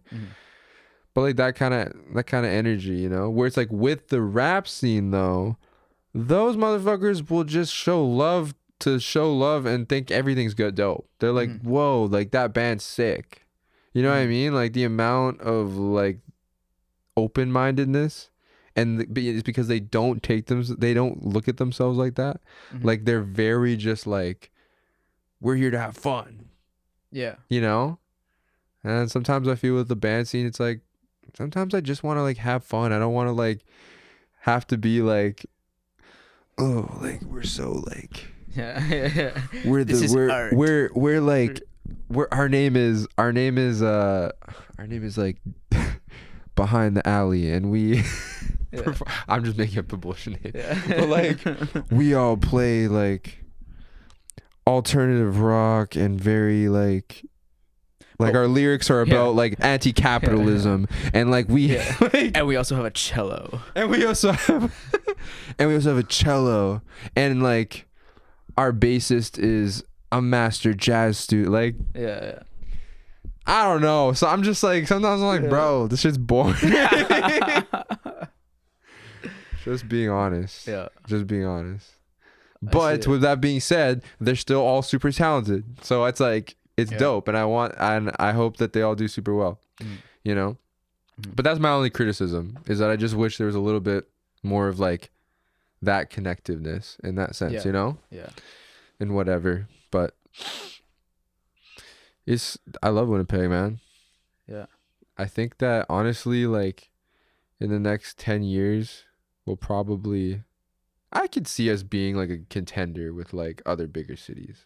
I'm saying in terms of getting like, you had a lyric about Winnipeg. I wrote it down. I'm Really? assuming it's about Winnipeg. Okay. Grew up in the cold. Yeah. In a city full of snow where the people don't ever leave home. Yes. That was definitely, that was from City of Snow. That was about Winnipeg. Yeah. Yeah. I wrote that song as like so I wrote that song out, not even in Manitoba. I wrote it in Ontario. I was at my bandmate Noah's. He's in Kingsway as well. His name's Noah Money. Oh, it's like, yeah. Yeah. We were at his cabin out in Ontario. Me, him, and Ricky, also in Love Letters. And yeah, we were just like, let's just bring the studio gear and like, let's like make shit. And then, I don't know, I just kind of started writing about Winnipeg and I guess my experience of being from Winnipeg and kind of like my feelings about it and how it's changed. Cause like the first verse of that song is kind of like the negative. So that's where I'm like, you know, it's like this place where nobody does anything. Everyone's, you know, like we spend so much of our time in the house. Cause that's kind of how I felt about it for most of my like adolescence. Like it was like, this place sucks. I don't know. I feel like everyone feels that way though, no? Yeah. To an extent. Maybe not you, or maybe like. Well, I did. Like I moved to Vancouver. I did the thing. Yeah, exactly. So and then, yeah. And then, I think most people think that as well, and then at some point they you hit around. A turning point. Yeah. But I think it's once you leave, because when you leave, you kind of start to. Like, I needed to leave for sure. Yeah. To figure it out, and then. I have friends who've never left and they still like come to appreciate it. For sure. You know? And that's what the whole song is about. The first verse is me talking about growing up in Winnipeg and like personal life, but also just like how I felt about being there and whatever. And then second verse was like talking about moving away. And like, I was like, I think the line was like, went out to the coast where people, what do I say? I'm like, went out to the coast where the people, I don't fucking know. Anyways, I can't remember my lyrics, but I basically just talked about. They eat toast. Yeah, they eat toast. Yeah. I talked about how going out to Vancouver and basically blowing all my money and like thinking that like going there was gonna somehow be like better because it's like, oh, I'm leaving. But then I came to realize like, because I remember I moved back and I was like so depressed. Basically, I moved out there with like a bunch of other creative people and some artists, well, an artist, and we were there for 6 months only. We got evicted from our place. Damn. I didn't have a job, and I blew like $10,000. Gee. Yeah, just like living, like rent and like, you know, and not making enough money. Yeah. And then I moved back with like nothing. And I was like fucking depressed as shit. Like I remember we drove back and I was like, damn, like holy fuck. Like I'm going back to Winnipeg. I remember being like, this is defeat. This is defeat. But then when I got back though, is when I was like had that moment where I was like, holy shit, like actually Winnipeg's sick. Yeah, yeah. You know, and I feel like I took for granted everything, like the scene, the music scene for one, the community, the size of the city. I do not like a big city. No, fuck it, bro. City, no. I'm not trying to wait 5 hours to get to the homie's house, bro. Yeah, stuck in traffic. I remember experiencing that and being like, this is terrible. Yeah. Wow. I want to be able to drive from Garden City to the South End in like an hour, which I can do. Like, yeah, there's something like so comfortable about Winnipeg, but that's like, I think a good and bad thing. Like, I still think that there's like a bit of a danger of like conformity in Winnipeg with like how you live your life. Like, I think that it's very easy to get comfortable in the sense, which is a good thing if you want to be comfortable, but for an artist, I think for anyone, it's not good to be too comfortable. Okay, well, there you go. Some people disagree though. Maybe some people care or want that, you know, or think that it's. But I agree with you. I think that. Well, I think everyone like it's such a thing, like because you do want to be comfortable. Yeah, but then it like ultimately like you're not gonna grow that way. No, it's a hard. I think you have to have that healthy balance. You know, you got to be like comfortable, but not too comfortable. Yeah, because it's like, yeah, I think growing is, and that's the thing with Winnipeg. I feel like it's easy to just fall into that. Yeah, because it's like, well, I can just get like a chill job and do this. Every day is the same. And every day can be the same, especially in the winter. And that I fall victim to that shit to this day. Oh yeah. Some weeks just blur. I'm like, holy shit, I don't know what I did. I just worked and fucking didn't do anything. So, you know. But I think that if you can break past that and like step outside of that comfortability while you're here, there's like, it's fire because you don't have to deal with the stress of a big city. You know, there's a lot of room to like have, or a lot of freedom to actually like do cool shit. You know, you're not like, I think you can get too comfortable anywhere, really. You can. But I get what you're saying, where there is an element of like, for example, the only thing that there is a benefit of in a big city, which I think why people want to move to them, is like the rat race of like, which is shitty, but it's like almost, some people romanticize it, where it's like, I'm gonna go to a big city and like I'm gonna fight for my life for what I need, for you know what I mean, and make a name for myself. Yeah. You're like, you don't gotta do that here, bro. Like, chill. Like, you can just get a job and like pay like decent rent for the most part. Although I don't know if it'll be like that in 10 years because shit's going, going through the roof. But I just think that there's like so much of a, there is like, it's funny because like for a place that doesn't have infrastructure in the music industry and like a lot of industries like that, there's a lot of infrastructure like community wise, like, you know what I mean? Like, it makes up for it. Yeah. Like, I feel like it's so much harder to get into a scene in a bigger city. Like, I'm gonna go and like join the band scene in Toronto. Good fucking luck, unless you know someone. Here, the barrier to entry is like not existent. All you just got to do is you just got to say, hey, you play an instrument, let's make a band. Yeah. Where do we go? Let's hit up the Handsome Daughter. Yeah. Boom. And now you're doing a show with somebody and you've met 20,000 people like in the span of like 6 months. Yeah. And it's fire and you make friends and it's easy. A big city, you don't got that kind of luxury. So, and that goes for everything, I think. Like I've met so many creative people in Winnipeg that aren't musicians. Like I have so many homies that are videographers and photographers and graphic artists, and like there's just so many cool people. Shout out, do you know Digital Workshop? Don't think so. You should interview those guys. They're cool guys. But they're not music people. Or just connect with them. There's so many cool people. And that's Winnipeg in a nutshell. If I could summarize Winnipeg, it'd be a lot of cool people. It's very true. You know? That's what I think. Fucking Chris Jericho went to my high school, bro. That's all you need to know. That was like a meme, bro. I remember being like, what? They had his picture on the wall, and I was like, who is this guy? Did they have like a bigger picture? No, it was just like a small frame picture, and I was like... but it was like just Chris Jericho. Yeah. That's kind of funny. It was like, what? Like, we don't need to... We don't... Yeah.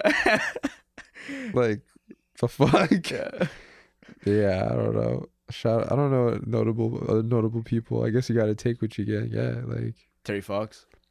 Shout out Terry Fox. Shout out Terry Fox, the boy. Shout out Terry Fox, man. He walked so we could run. Yeah. Crazy. He hobbled. So Shout out to Terry Fox Run for letting me skip class. For real. All the time. For letting me go outside instead. Yeah. But yeah, man. What was their Winnipeg people? They're all like musicians, honestly. Like the famous. That's what I mean. Like maybe the most famous Winnipegger, apart from Terry Fox, is Randy Bachman and Burton Cummings. Oh, I was gonna say, yeah, no, that's like, that's facts. I was gonna say, what the fuck's his other name? Isn't like Neil Young from Winnipeg? Oh yeah, that's big. That's what I thought you were going with. I was like, Neil Young, isn't he from here? Yeah. But no, yeah, like Burton Cummings, like like crazy. Trying to think, like, low key, I don't know if this is true, so maybe somebody needs to fact check this, but I heard of something that Justin Bieber's dad's from Winnipeg or something. Oh yeah, I've heard that. Apparently he like spent a portion of his like childhood here. He was here for a bit. Crazy. Yeah, that's wild. The Biebs. Doesn't get any bigger than the Biebs. You know, that was the first album I ever purchased, actually. I'm gonna admit it. I was like a kid though. I was like probably 10. Was that his first album? Yeah, I think it was his second. It was like My World 2.0. Oh, that's the one. Yeah. I don't remember exactly how old I was, but I remember specifically it was the first time I was with my mom. We were at McNally Robinson maybe, and I was like, "Mom, I want to buy this album." She's like, "Okay." So I bought it. Kid you not, within 5 minutes, I started thinking about like how I'd probably get roasted and bullied, so I returned it. So sorry, Justin Bieber. The first album purchase that never was. That never was, and now I'm just like, I regret it, because that would have been nice to own. But yeah, I will say, because I hated Baby as a kid. Oh sure, everybody did. That shit's ass. And then there was like a fraction of time where I was like, actually, it's not that bad. And then now I'm fully on the hate train. We need to retire Baby, man. It played at a social I was at like a couple weeks ago. They played it. And I'm like, they always play it. And I'm like, you know what? We got to hang up the hat on this one, man. Like, what are we doing? It's over. It's been over. Yeah. Like, yeah, that's just like, there's so many better classic songs like from that era you could play. Mm-hmm. I don't think Justin Bieber even wants to ever hear that song again. Yeah. Like, let's be honest, he's probably over it. He's not hitting that on tour. He's not hitting Baby. No, there's no way. Never, bro, never. No, hell no. Yeah, I can't even imagine that. No, I like Justin Bieber a lot. Actually, I think he's good. He's a great artist. I think he's got a phenomenal voice too. Yeah. You know, he's dope. And here's a fun tidbit. He worked with that guy McGee I was talking about on his last album he dropped, like produced by him and this other guy. Who? McGee. Okay. Yeah. He had. That's what I mean. He's got this influence on everybody, bro. Yeah. He got him working on a Justin Bieber album. Like, that's crazy. He's infiltrated a lot. Yeah. But yeah, who else is some Canadian greats? I don't even know. Canadian, you go. Or I guess Winnipeg. I'm not like too familiar with everybody. Mm-hmm. Have you heard of Three-Peat? Three-Peat. It's like a rap group. Yes. Yeah. I just I had a Dayloft on, and one of the guys was talking about Three-Peat. Shout out Dayloft. Yeah. Hell yeah. They're active right now. Yeah. Three-Peat? No, I don't know actually. I think they had a show. They sold out a show at like the Burt. Oh shit. Like last year, something like that. I'm trying to think who else. Yo, not the same band, but just because you said Day, I was reminded me of Sunday Club. You know Sunday Club? Yeah. They're sick too. I think they're dope. Mm. I've had some shows with them. The singer sounds like Claro. I told her that. I was like, yo, you sound like Claro, bro. Which is fire. I like Claro a lot. Yeah.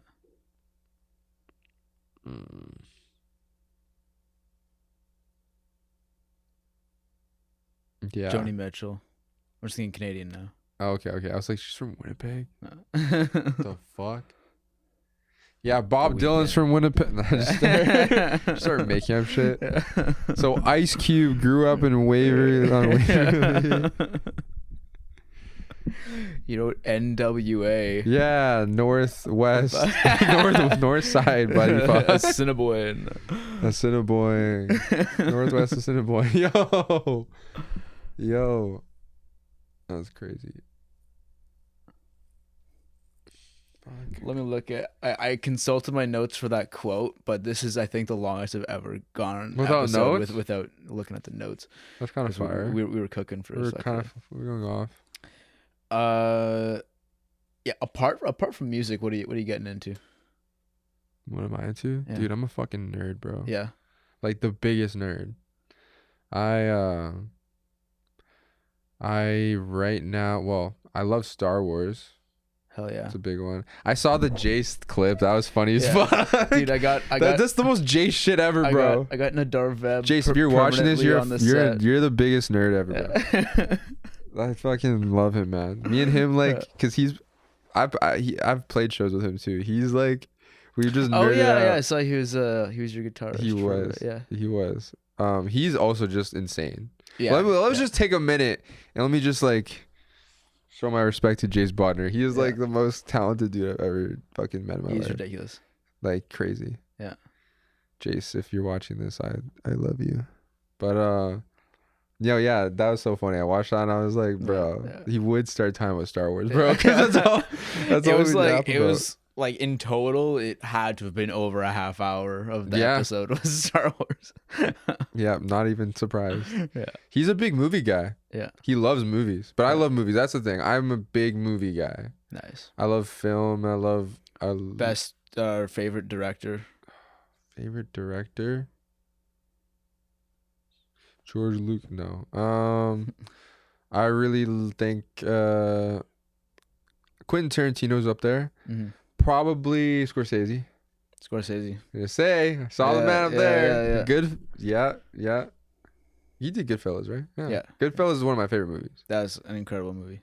Like, I love it more than the Godfather series. Like, I think it's I think so too. It's just a great movie. I never really fucked with the Godfather. I've seen it twice, or maybe even 3 times. First time was I was a kid, so it doesn't count. Yeah, I was like 13 or something. I didn't get it. Yeah, and then saw it as an adult, and I'm still like, dude, like I get it, but I just don't love it. It's just too long. Yeah, maybe it's like a lot. It's just it's so slow, and it doesn't. It's funny. Like I don't like saying that about anything where I'm like, oh, it's too this slow. guy's It's brain too, rot. yeah, exactly, right. This guy can't watch a movie. Yeah. TikToker. But it really is like the first 20 minutes just chilling at this wedding, and I'm like, yo, like, can something fucking happen, please? Yeah, no, I get that. I feel that way about films like that and shit. I fucking. Where it's like I feel like they could have done more with a 3-hour runtime. Probably. You know. Yeah, for sure. Yeah, I've had some of that happen. Like, I'm trying to think of a movie like that. That's the worst. Pacing, when somebody fucks up the pacing of a movie, I'm just like, dude, how? It's like the basis of the whole thing, man. Yeah. I love that movie. Also came out when like it wasn't as established as it is now of like the pacing of how you do a movie. You know what I mean? Like it was like early 70s. Yeah. That was kind of how they did movies back then. They had the just freedom. Were slower. Yeah. People were like, what is this? So they didn't question it. Yeah.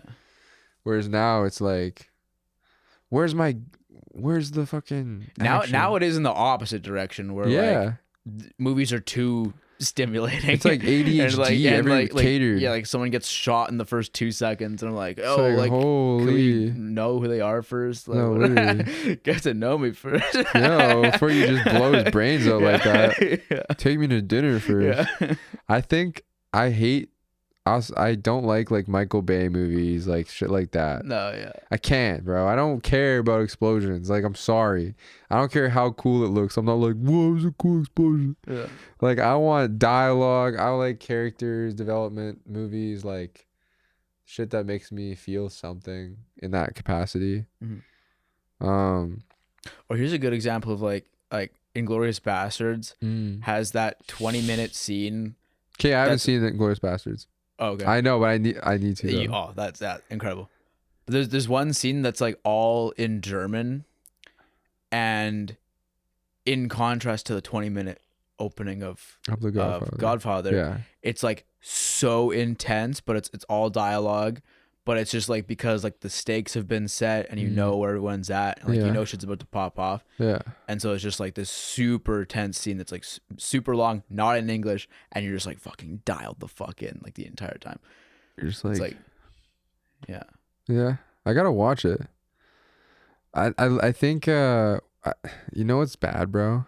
I don't know, like this is just showing my age, bro. I go on YouTube Shorts sometimes and I just be seeing movies, bro. Like whole movies. Like whole movies for free, bro. I've never stumbled not willingly on this. Like it shows me shit. See, I've never came across this side of YouTube. I've heard of it. I've heard it exists. Dude, it's bad. The full movie YouTube Dude, it's Shorts. Bad, bro. I'm like, I've seen all The Sopranos and I've never watched an episode of The Sopranos. That's in order? In my fucking life. No, like, it just shows you clips from like shows, but what it does is it'll like cut up pieces of an episode, but like it shows you just like scenes that are key to knowing what's going on, and you're like, next thing you know, you're like, well, it feels like I watched it already. Yeah. And like it's happened like 20 times. Like every time I'll be like Sopranos episode, Sopranos, and they're all different. Yeah. And it changes. Sometimes it's movies. Sometimes I don't know. The algorithm just decides today we're gonna put you onto this. Yeah. It's really weird, but the shorts are dangerous. I'm trying to. They're dangerous. Like I'm not on them too much, but when I am, I'm always just like, bro, I gotta be not watching these right now. No. And I feel like my feed isn't even like, it's a lot of like podcasts, a lot of like stand up, and like. Do you like Kill Tony? Nah. Really? Nah. Interesting. Yeah. What? Like, man. I don't really know even. It's just like the vibe of that show feels weird to me. Okay. Fair enough. Yeah. I don't watch a ton of it. I just there's a lot of character comedians I've found on there that are funny to me, like David Lucas and stuff. I guess I've seen some clips of like the people who come on for their minute whatever that are pretty funny, but like in general I'm not like a Kill Tony guy. Fair enough. What would you say are like some comedians you fuck with? John Mulaney. I saw him when he was here this year. He was hilarious. Hell yeah. Amazing. I saw Theo Vaughn. You saw Theo Vaughn. And here's the thing. Theo's got my favorite podcast.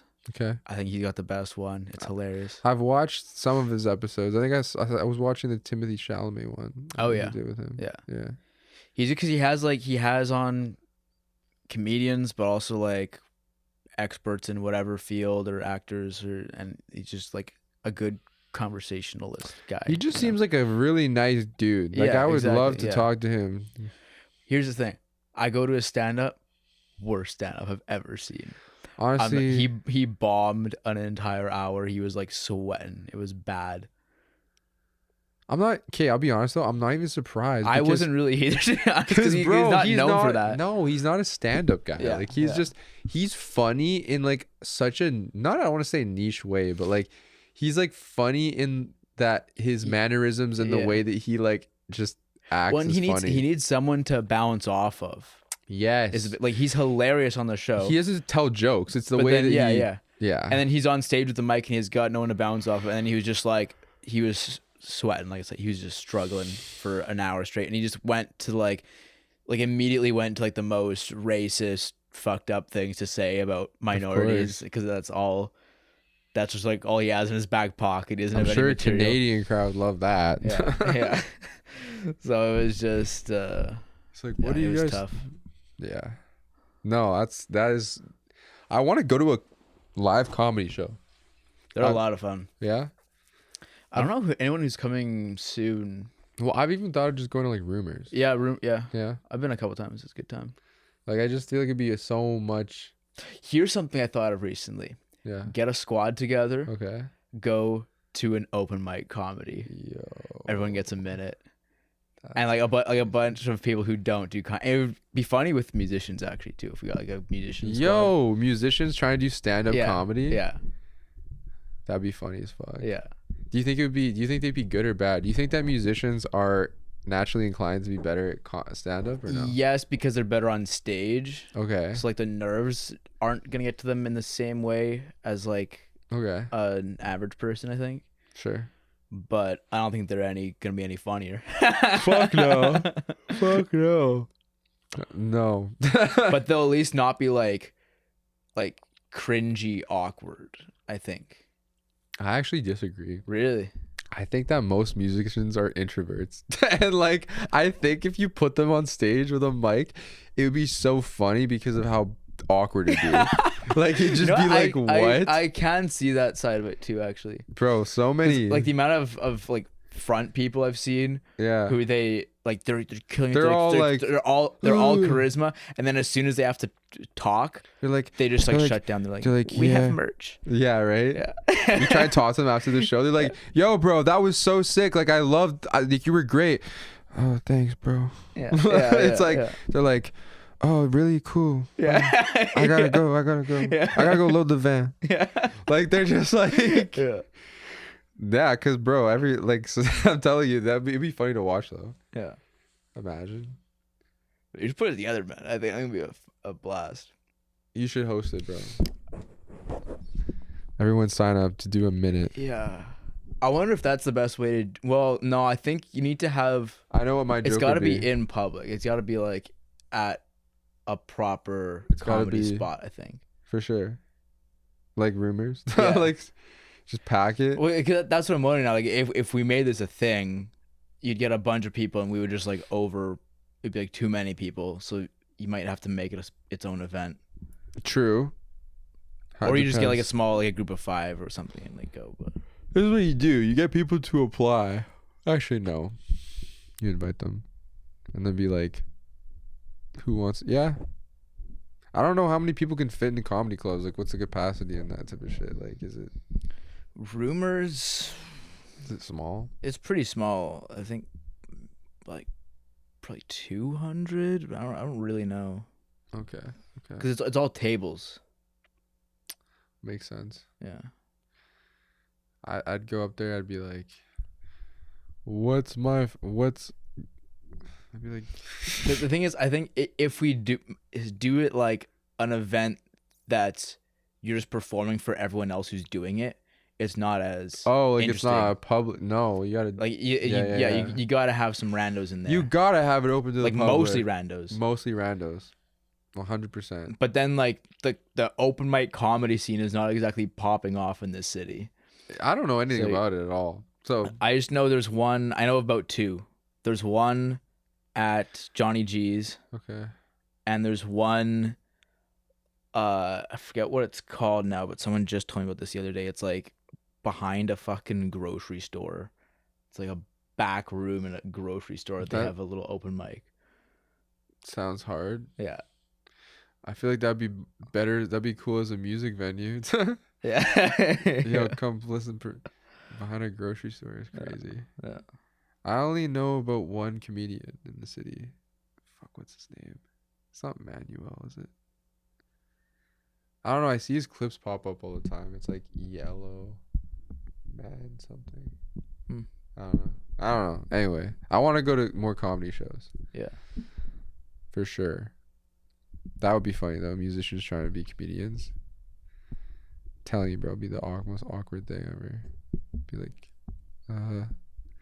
my favorite chord is A minor. Maybe we sell it as a two-way.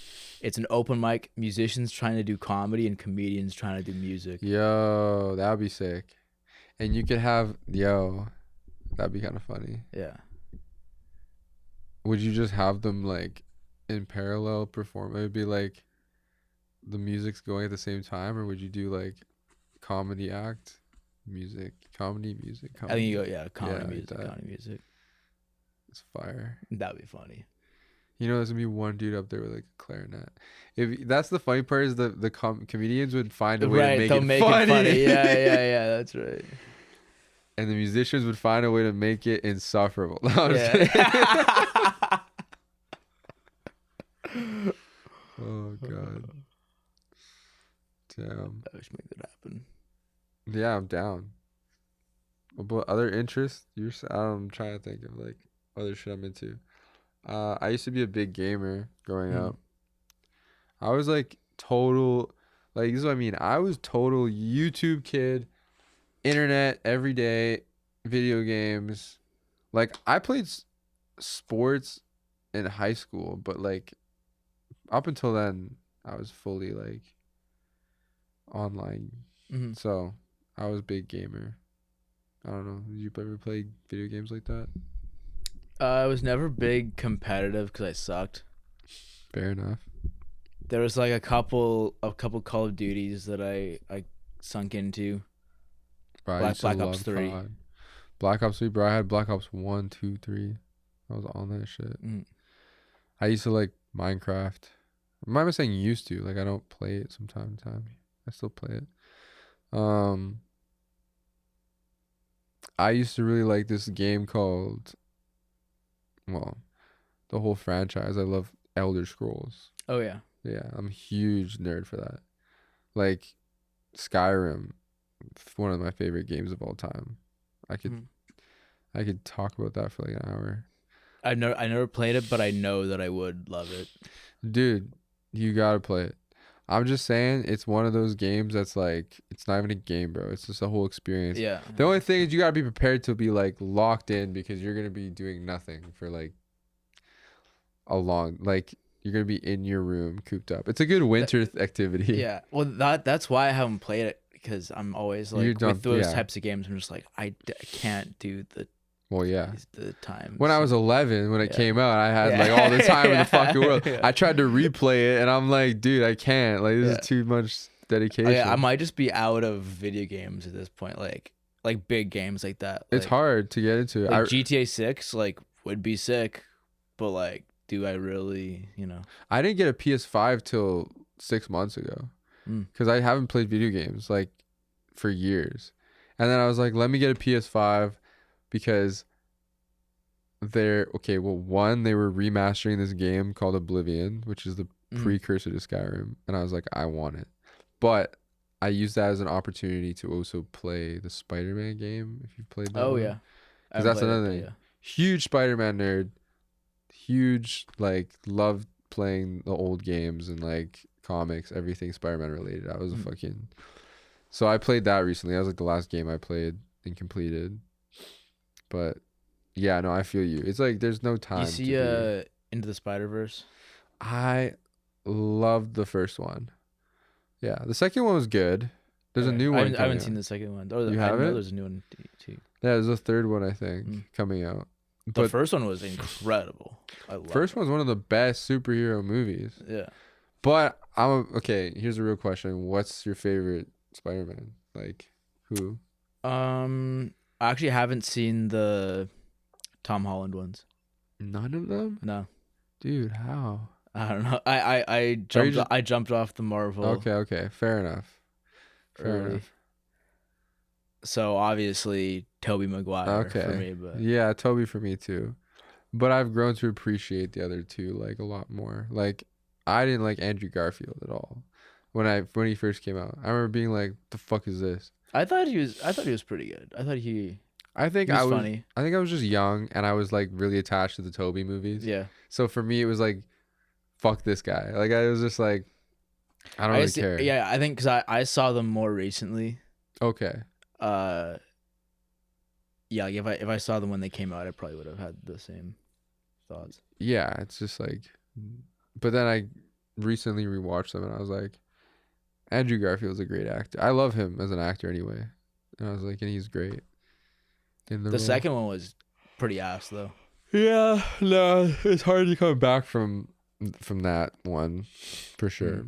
Tom Holland's good too. I just think Marvel just needs to fucking, I don't know. They gotta fix their shit. They haven't been good since like 2018. I feel like, I don't know. That's about when I stopped. Yeah. Watching. Yeah. Like Avengers Endgame was like the last time I was like hyped for a big, you know. But yeah, superhero movies are cool. I used to love like scary movies growing up was a big thing. So my mom would basically force me to watch them with her, and then I became like numb. So I don't know. I get a kick out of them. I like The Shining. It's one of my favorite movies. I was just thinking about The Shining because that was like the first first horror movie that I saw. Yeah. I was like 10 and that shit kept me up at night for like a week. Dude, because it's like I love scary movies that they fuck with your head. Yeah, exactly. Like the scary part is not like the jump scare. It's like what the fuck is going on? Yeah. That's the shit that gets me. Yeah. That movie is terrifying. Terrifying. Yeah. There's a bunny giving a dude a blowjob. Yeah. I'm like, what the like, what? What does it mean? What's going on? Yo, if you dug into like, I went down the huge I did. The rabbit hole? Yeah, of the hotel movie, and everything. It's so fucking crazy. It's insane. Yeah. It's crazy. Isn't it supposed to be like he's the devil or something? Or is it like the devil? I don't know. It's been a while. I don't know about that part. I remember like there's a lot of stuff with like colonialism ties. Okay. Well, there's the moon landings with Kubrick. Yeah. And like him, they're like, oh, he's referencing that he faked them or something. Yeah. It's like, what? Like, come on, bro. I don't know. I feel like that's craziness. It's funny because like there is like Kubrick would do all of that. Yeah. Like any one of those theories isn't like that crazy. Like he actually would put that much thought into it. He would, because he's that type of That's why it's so interesting. It's like because it's like they're all plausible. It's just insane though. Yeah. Like, did he fake the moon landing? Maybe. Who knows? I love that movie. It's crazy nostalgia. They are not good movies at all. But like I say that to say the rest of the movies, because like they made like 8 of them. But the first 2 Paranormal Activity movies as a kid were like fire to me. Like I was just like scared. Dude, I was scared from the trailer. I didn't watch it. Yeah. You didn't watch it? No. Honestly, I saw the trailer. I'm like, that's not for me. Honestly, no. If you probably would have been terrified. I was fucking terrified. Yeah. Like that shit was scary. Yeah. Blair Witch Project, like that's same thing. Like found footage movies get me. Like I'm a sucker for it though. I love scary movies. I used to love like Friday the 13th, like Halloween, Freddy Krueger, all of those movies I grew up watching on like TV. Because back then, I don't know if they still do this, but they would just have reruns every Halloween of like those movies and stuff. It gets kind of ridiculous though, because it's like by the 7th Friday the 13th movie, it's like Jason's in space. I'm like, okay, like we've lost the plot here. Like it's, I don't know, they're not all good, but there's some good classics like Scream and stuff. Yeah. I'm a big. I also like the new, like for newer movies like Hereditary. Have you seen Hereditary? No. Dude, you gotta watch it. I know, that's what I gotta watch. Yeah, Hereditary's fire. Midsummer, I loved. Yeah. Same director. Which is that? Yeah. Ari Aster, right? Yeah. Loved. Yeah, he's great. Did you see Weapons this year? Weapons. I've heard of Weapons. Did you ever watch? He made another movie that was really popular, scary movie, Long Legs. No. Is it called Long? It's like Long. I think it's Long Legs. I watched that too. Really? You should check it out. Long Legs is good too. No, it's not Long Legs. What is the other one called? It's not about a spider. No. That one is a different movie, but it has Nicolas Cage as the antagonist, and he is terrifying. Oh. He dresses up like a woman with like face. Oh, you've definitely seen it on the internet or something. See that being fucked. Oh, it's fucked. Yeah. He's like a, yeah, I can't even. Nicolas Cage, underrated actor. Dude, he is a goat. Nicolas Cage is one of the best, for sure. No, okay, I'm trying to think. Weapons, the other movie is called.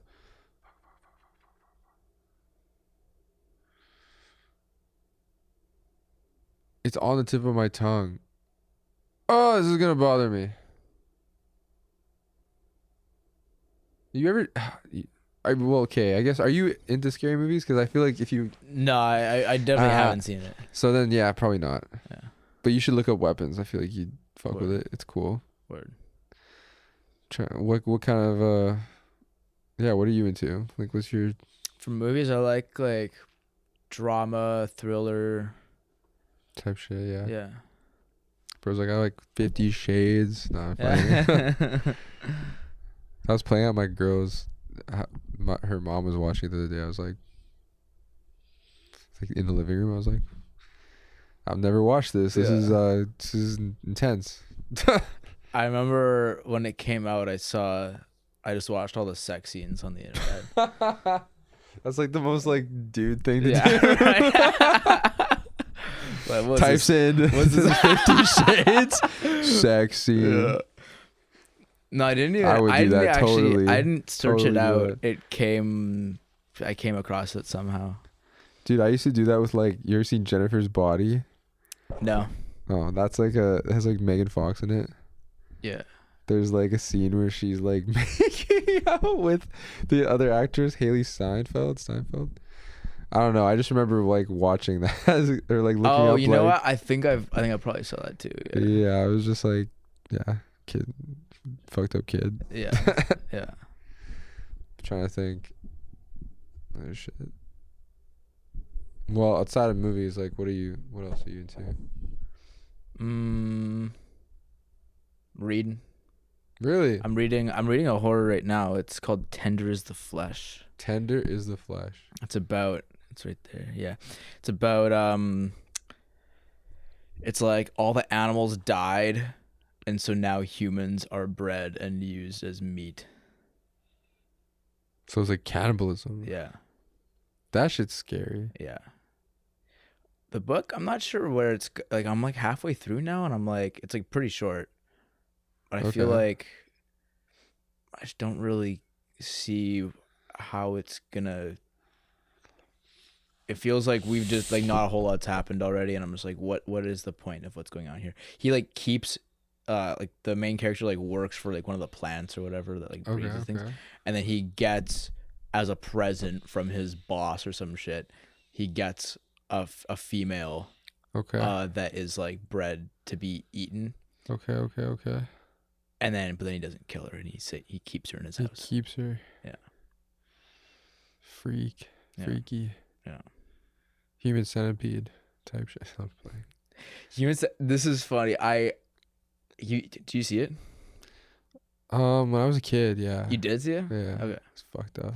Because it was one of those things where I'm like, everyone knows about Human Centipede, but I'm like, how many people have actually seen watched it? Yeah. I have a friend who like we started talking about it. I'm like, have you seen that? He's like, yeah. He's like, I watched. He's like, I watched it not too long ago. I'm like, what? Willingly, he's like, it's like 5 years ago or just something. He's like, yeah. Yeah. I was bored. Yeah. It's craziness. Human Centipede, bruh. That just reminds me of like, yeah. There's a lot of fucked up shit out there. There's bro. I can't lie. I watched some fucked up shit as a kid. Having the internet as a young age is crazy because you can just see like anything. Yeah. Did you ever remember the Gauntlet? Wait a sec. Why does that sound so familiar? It's like 100 super fucked up videos, but they like progressively get worse. I recall that. Yeah. I think I saw like one or two. Like my friends were like watching it like on the playground or something, and I'm like, I'm out. I'm not watching. You're like, this I'm shit. out. But like some people just like the end is just like all this like fucked up like gore, dude, just brutal. Yeah. I saw. Have you ever heard of Pain Olympics? Yeah. Yeah, was that the one with where the dude chopped his dick off? Yeah. Yeah, I did see that. Yeah. I saw that. Yeah. There's like a dude electrocuting his. I was like, bro. Yeah, I watched. There's some fucked up shit for sure. Yeah. It's like what?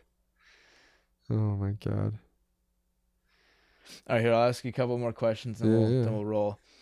We got one from Instagram at inthezone.wpg.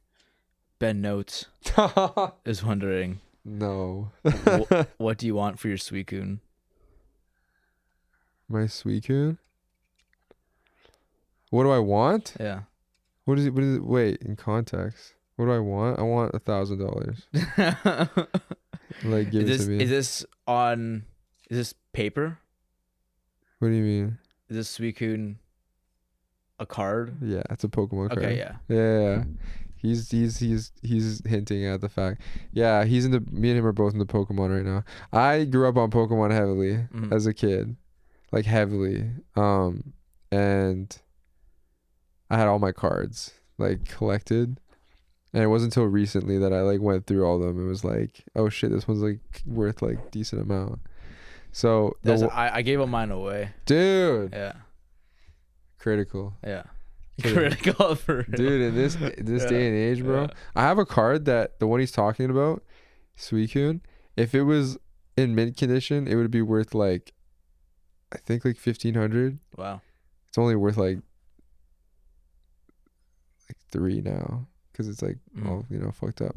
Yeah. But no, that's funny. Yeah. Yeah. I have a lot. That's what I mean, bro. Just like nerd shit. Like I just like collected a lot of like comic books, Pokemon cards, Yu-Gi-Oh cards. If you know what Yu-Gi-Oh is. I was a big collector too as a kid. Like I would have all these different. Now I only have one basically. It's records.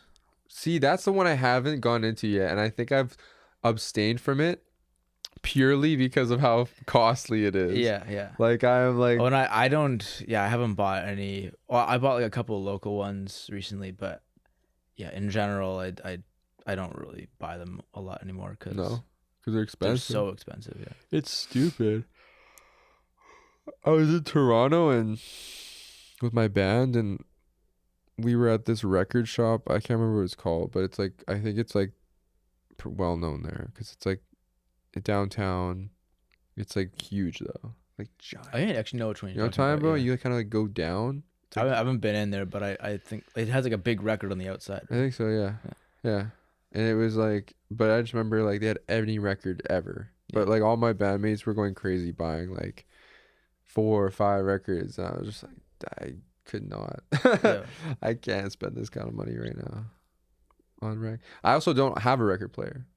So, but I would get one if I actually wanted to. It is fun to like, because it does sound better. Does it actually though? It depends how the record was pressed. But generally, like the ones from like the 60s and 70s. Yeah. Like even new records, but they came out in the 60s, 70s. Yeah. Like they're using analog like tape and stuff. Yeah. Like, yeah, the Sound record better. captures the warmth and the saturation and everything. I don't know the fucking specifics, but even there's like there's a Dope Lemon album I have that sounds fucking great. Yeah. Actually, I gotta play for you. Yeah, play it for me. But yeah, just like, and I'm not really like a snob like that. Like I'll just listen to whatever on Spotify. I'm like, this is fine. Yeah. But then like I'll throw on the record sometimes. I'm like, oh, that is better. I believe it actually.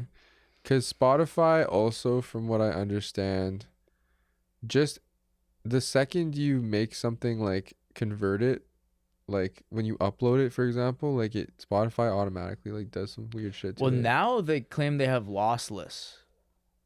Yeah. Which but I also haven't heard a difference. Yeah, I'm like, I don't. Since it's come in, I couldn't tell you. I don't know. A part of me wishes Spotify would die.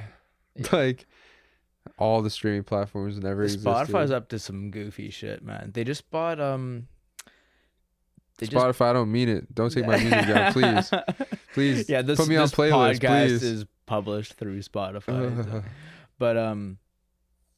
But they just bought this like sample database. Do you hear about this? No.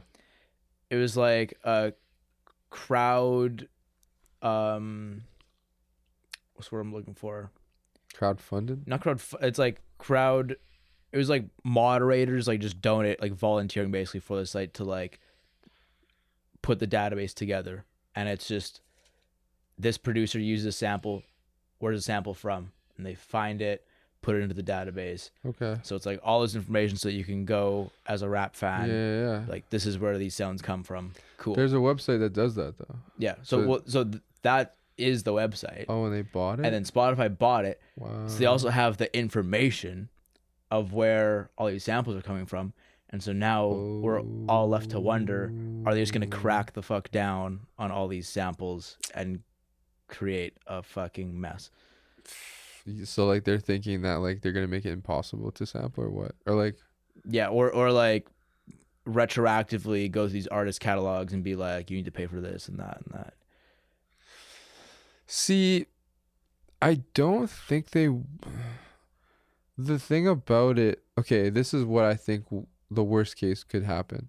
Spotify themselves wouldn't probably do anything because Spotify as a company doesn't have any say in samples or music or any of that. They simply just are there to like stream the music.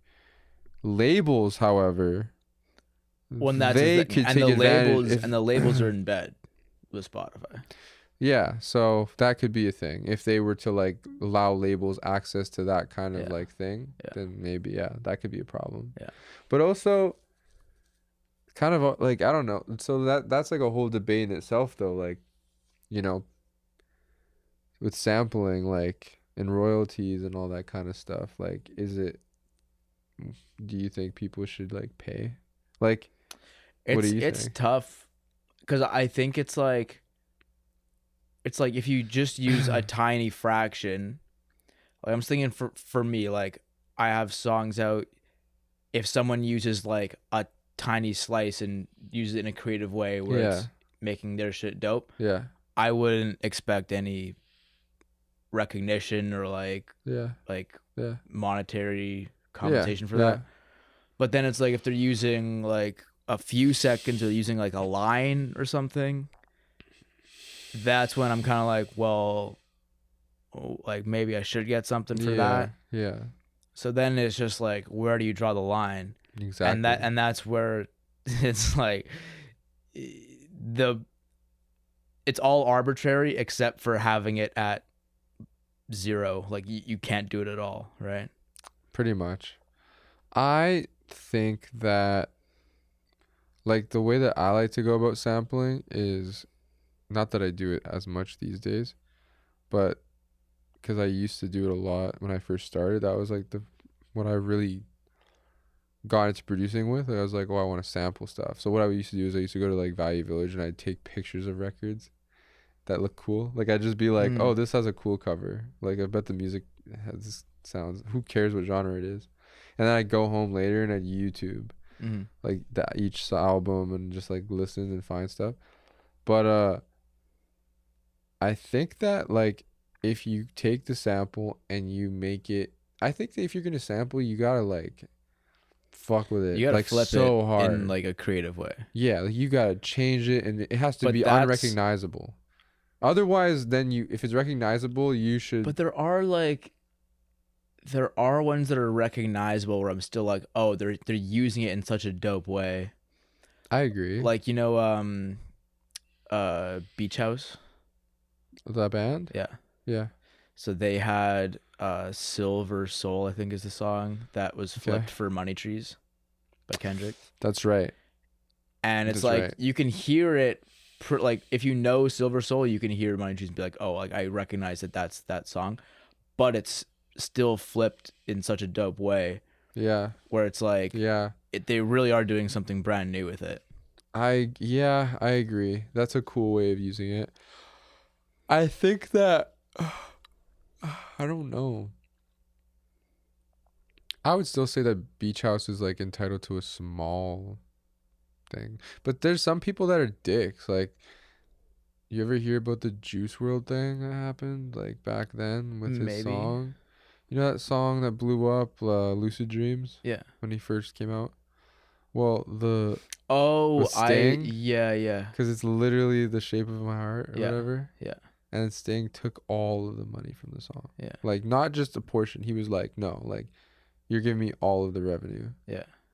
It's like, wow. That's like, you can't do that. That's just like scummy. Because it's like, dude, yeah. That's where I'm like. Yeah. So I don't know where you set like a certain percentage goes to any sampled audio, but you know.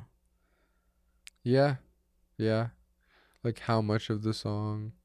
The other thing is that, like, you just negotiate on a case by case basis. It should be. That's the thing, and that is the real thing. I think that if you're an artist and you're gonna be sampling and you're gonna be using it in a way that's like recognizable, you gotta be educated. One, you need to be educated in music business before you decide to release that kind of music. But also, you need to ask for permission. Yeah. Because that's the thing, is like you can get accepted. Then there's denied. Or if you're gonna put it out, then you can put it out on SoundCloud. Because true. As long as it's not for money, you can put out anything you want. That's the thing. Yeah, I guess that's fair. Because I'm just thinking now, like, okay, you have this slapper, but you can't get in touch with the estate of whatever to use it. You can't get a hold of people, and you're just like, okay, so do I just not put the song out then, like, fucked basically? I think you just put it out, because here's the thing, at the end of the day, like Juice WRLD as an example, it might seem like he got fucked over royally because of that, like with Sting taking all the money and everything. However, I would argue that had he never dropped that song, he wouldn't, like, he gained infinitely more than that, like through the song, like he blew up. Right. And it led to him becoming like a mainstream artist and having like millions of fans, you know? Yeah. And like that led him to get more opportunities to make money. He'll sell concert tickets. And so his next songs, exactly. Yeah. So it's like, had he never dropped it because he figured it's, not I guess that's part of the thing too, is that publishing is such a tiny fraction of like how artists actually make their living. Oh, for sure. And I'll keep it a buck. I even fucking used back in the day beats and I didn't pay for them. Yeah. That I uploaded. You know what I mean? To Spotify. Like, straight up. I was like, oh, I like this beat. Yeah. I'm going to use it. I can't. What are you going to do? I'm not Drake. Like, you're probably never going to hear the song. And if you do, then it means I've made it. So who cares? Yeah. So I would encourage people to do it. That's probably a terrible take. Like, that's probably the worst thing a producer in hip hop at least wants to hear. Yeah. But it's true. It's true. Yeah. I think. I think that once you're in a position though of making money and you've actually became, that's when it's like you need to like. Well, by the point you can't get away with it. You can't. Right? Well, you can't get away with it, but you shouldn't get away with it. Yeah. Because now you're actually profiting. Yeah. If you're not profiting off of something, then why would, Yeah. But if it's like. But I guess that's where like you usually can. I guess it depends how they're doing it, right? Because some people will sell the beats just straight up like, hey, it's X amount of dollars to use it. Yeah. Some people will be like, I think that's the industry standard, probably, right? Yeah. Or they lease it. There's two options. Oh, okay. A lot of these producers will lease their beats to multiple people. Right. I had that happen once. I had a song. This is before, because like basically I started off producing, and then when I started getting into more of releasing music, I kind of took the backseat to that and focused on writing. So I said fuck it and just used beats. But I had a beat once that got leased. That was also leased by like an artist that blew up. His name was Ty Verdes. He had the same. It was like a TikTok song. Oh, I know. Yeah. Yeah, and I was like, I swear I've heard this beat before. And then I realized it was the same producer. And then because he blew up with it, I'm assuming he eventually bought it. Probably. And then now you don't have the rights. No. Yeah. So it's like, but it is what it is. Like, but that's the thing. If I blew up, it would have been. Right. But yeah, so basically, a lot of what they do is they'll lease them out to multiple people, or they'll sell it to one person. That's in that world though, unless things have changed now. But that's the way I remember it kind of being. But then like what I was just wondering is, if it was possible to do this would be the ideal for the artist, for the small artist, is just be like, okay, you get X amount of royalties publishing for the track because you're making the beat. And then it's like, if the shit goes nowhere, no one makes any money. Yeah. If it blows up, we all make money. That's typically what happens. Like, if you know if you're, right. You know what I mean? Right. I mean, if you have a relationship with that producer, that is like the better way to go. Yeah. So whether that's in person or even just like you guys connect over the internet, that is a thing. Yeah. Like usually producer will take like points on the royalties. Yeah. Because it's like, and it's mutual for everyone. Yeah. But that's what's nice about producing for yourself, is that you can just be fully, not worried about that side of things. Yeah. I mean, obviously you still have to worry about whatever little things, distribution and whatever, but there's something definitely rewarding. I encourage every artist to produce for themselves. That doesn't mean not sample though. Like sampling is still like sample smart. That's all I'd probably say. If you're gonna sample smart and learn how to play an instrument. I just think it's a valuable skill to have. I didn't grow up with anything, and then especially learn keys as a producer. Oh, you gotta learn keys. I wish I knew keys, man. I only play guitar, and like that's fun, but like, do you have a keyboard? Like, do you use a keyboard at all? So I have a synth, and I'll use that, but I don't have like a MIDI. I used to have like a mini Akai, when I first started off, but no, I don't have like a proper. Damn. No, yeah, that's crazy. Yeah, all my shit's just like guitar based. I guess it makes sense. It's guitar based, sequence the drums. Mostly, sequence drums. I'm getting into I want to for my next album or project, whatever that is, whatever it becomes. I want it to be like fully live drum recorded. Cuz I have my own home studio, and that's where I record everything, and like I've been building it out for like the past 4 years slowly. And I've recorded drums before, but it's just expensive buying the stuff. But I want to get to that point where I'm almost there, where I have like enough mics and like the right gear, and then just like boom, like start recording drums, because it's fun, it's cool, But yeah, right. I have no shame in sampling or saying like I use drum samples. Mm-hmm. Those are the samples I use nowadays are drums, because it's like recording drums is a hassle. Yeah. Like fucked. Yeah. You know? So yeah, I think honestly the best advice for anybody I'd ever give is like lean into like whatever your limitations are. Like lean into, okay, like I don't have drum, like what do you have available? Like use it. Just do something with it. Yeah. Because like don't get caught up in the like I don't have this or that or that. Like bro, just fucking make it. There's literally no excuse as to why you can't make a song. Mm-hmm. Like zero, bro. There's literally samples for this, there's that. You need a laptop. You need a laptop and an audio interface that you can buy from Christmas money. Even that, you USB mic, dude. phone mic. Phone mic. Kanye has vocals on tracks that are recorded on his phone. Yeah. Like that's what I mean. Yeah. Steve Lacy, you know who that is? Yeah, Steve Lacy. Yeah, he did all shot on like was it his iPad? No, it was Was it an actual I think it was phone? I think it was either phone or iPod. One of the two. That's crazy. Yeah. It's on GarageBand. It's GarageBand. GarageBand mobile. Mobile, bro. Like you plugged this crazy thing into his like yeah. You know. But I'm just like I'm at a phase right now where I just like wanna.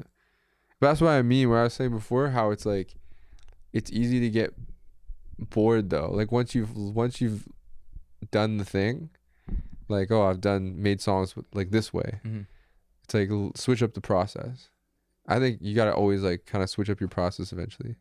So now my next process is let's do drums, or let's try this. You know, let's do this type of thing. At some point, I saw this guy named Peter McPoland who's like he's an American artist, and he's like an indie pop guy, but he's promoting his new album that he's like I completely recorded all of it just to tape, like 4-track, and he's like I would want to do that. That'd be sick one day, not right now, yeah. But just to like do it, like let me try making this whole song on fucking tape, you know. Or let me Bon Iver it and go to like a cabin and record everything on an SM57 or something. You know, just whatever. Yeah. Shit like that, you know. But yeah, no excuses. No excuses. You said, but so you and your band have music? Oh. Yeah. Hell yeah. We had a couple tunes. Hell yeah. We're working on the album. Where you guys record? Just at our friend's place, Raleigh Herbacio. Okay. Yeah. Fuck yeah. Yeah. Everything, like the drums too? Drums are electric kit. Okay. That's dope too. Yeah. I kind of wanted one of those. My friend has one of those. It works really well. Like it is a better sound with the acoustic kit. You're always gonna get better, but it's just like so much more money, so much more hassle to get it done. So it's just. But that's Eventually, that's the play. But for this album, we're just gonna stick MIDI. Fuck yeah. Yeah. The thing with that too is like, dude, you can make MIDI sound real if you really like. It's all about mixing. Yeah. Whoever you get to mix it, it's like. Oh, there is. Oh, obviously, you can make it sound like. It's never gonna sound 100%. You can make it sound human. Yeah. I would say. Yeah. Because you can get like a human performance. Yeah. Especially if you're doing like that. Yeah. But then, like there is a sound to the acoustic kit that like you can hear it. You can, absolutely. Like, you know that's an acoustic kit. Absolutely. Yeah. No. Yeah. Nothing will ever probably beat that real thing. It's just like how like one thing I will say I wouldn't use ever. Just because I just feel like it doesn't sound that great is like MIDI guitar. No. You know what I'm talking about though? Like I've play guitar on keys. It's so ass. Sounds so because the thing about guitar is it's like the way it sounds is the way it plays is like unique. Like it's very like percussive. It's very feel. It's very feel. Yeah. and like you can't emulate that on keys like that, you know? Not to say you can't make something dope with it. It's like the key, like the sample they get is like the cleanest, most sterile version of playing a note. For sure. And like that's not how it's ever gonna sound when you're actually playing the thing. No, never. Yeah. I think though, if you have it, you could use it and it could sound dope. Like you could make something cool. Yeah. But not if your mindset is like, I want to. If your mindset is, I want to make it sound like a guitar. Yeah. Yeah. If your mindset is, I have this cool tool that's an emulator of a guitar, and I'm gonna make a song with it. It's like I have a session guitarist in the room. Then it's like, sure, you can make something cool. But yeah, if your intention is to like you have that guitar sound, then you're not gonna, you know. But that's like everything, like the whole analog versus electronic, you know. I'm getting more into that analog gear as well, like heavy. Yeah.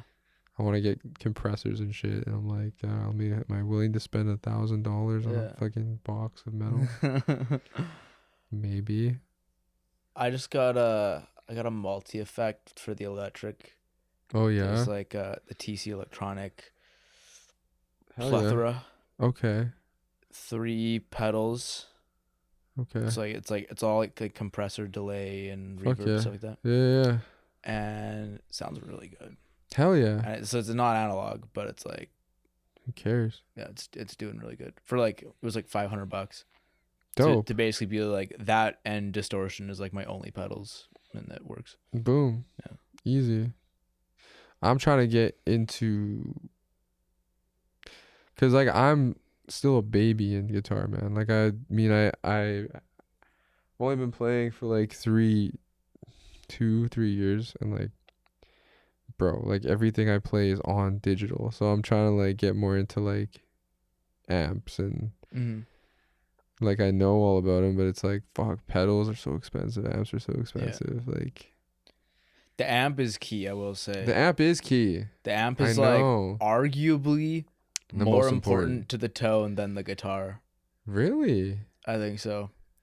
I've played like someone told me that. I think my bandmate Alec told me that, and I was like not sure. And then I was working at School of Rock, and I tried running this like super cheap Squire Strat, but like made for kids, like it's like a smaller size mini Squire. Yeah. Hell yeah.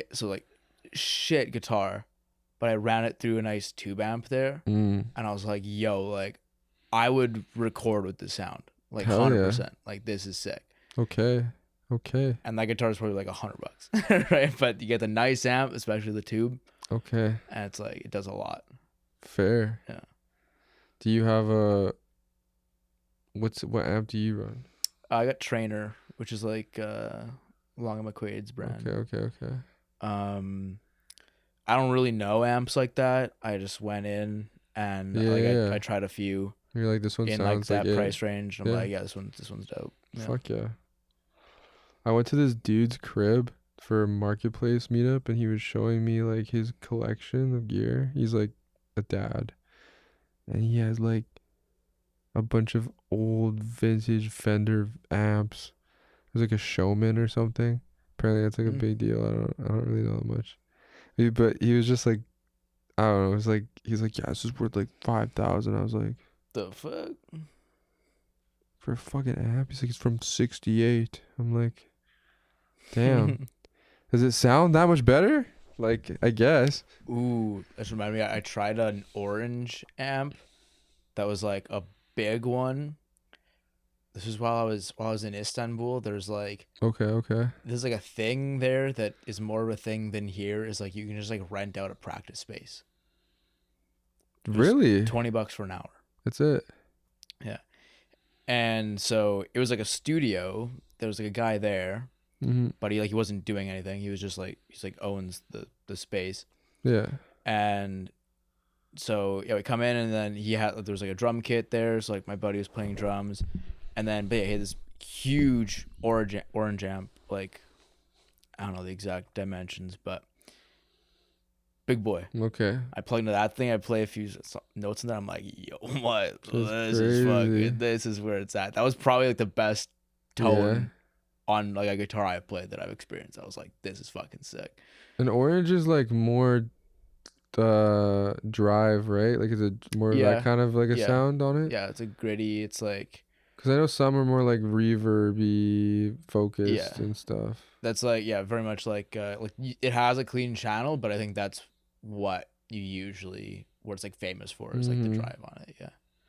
My buddy Steven's got like a small one. I know. Yeah. A tiny orange one. Yeah. Yeah, man, it's a lot. It's like most expensive. Music is the most expensive thing.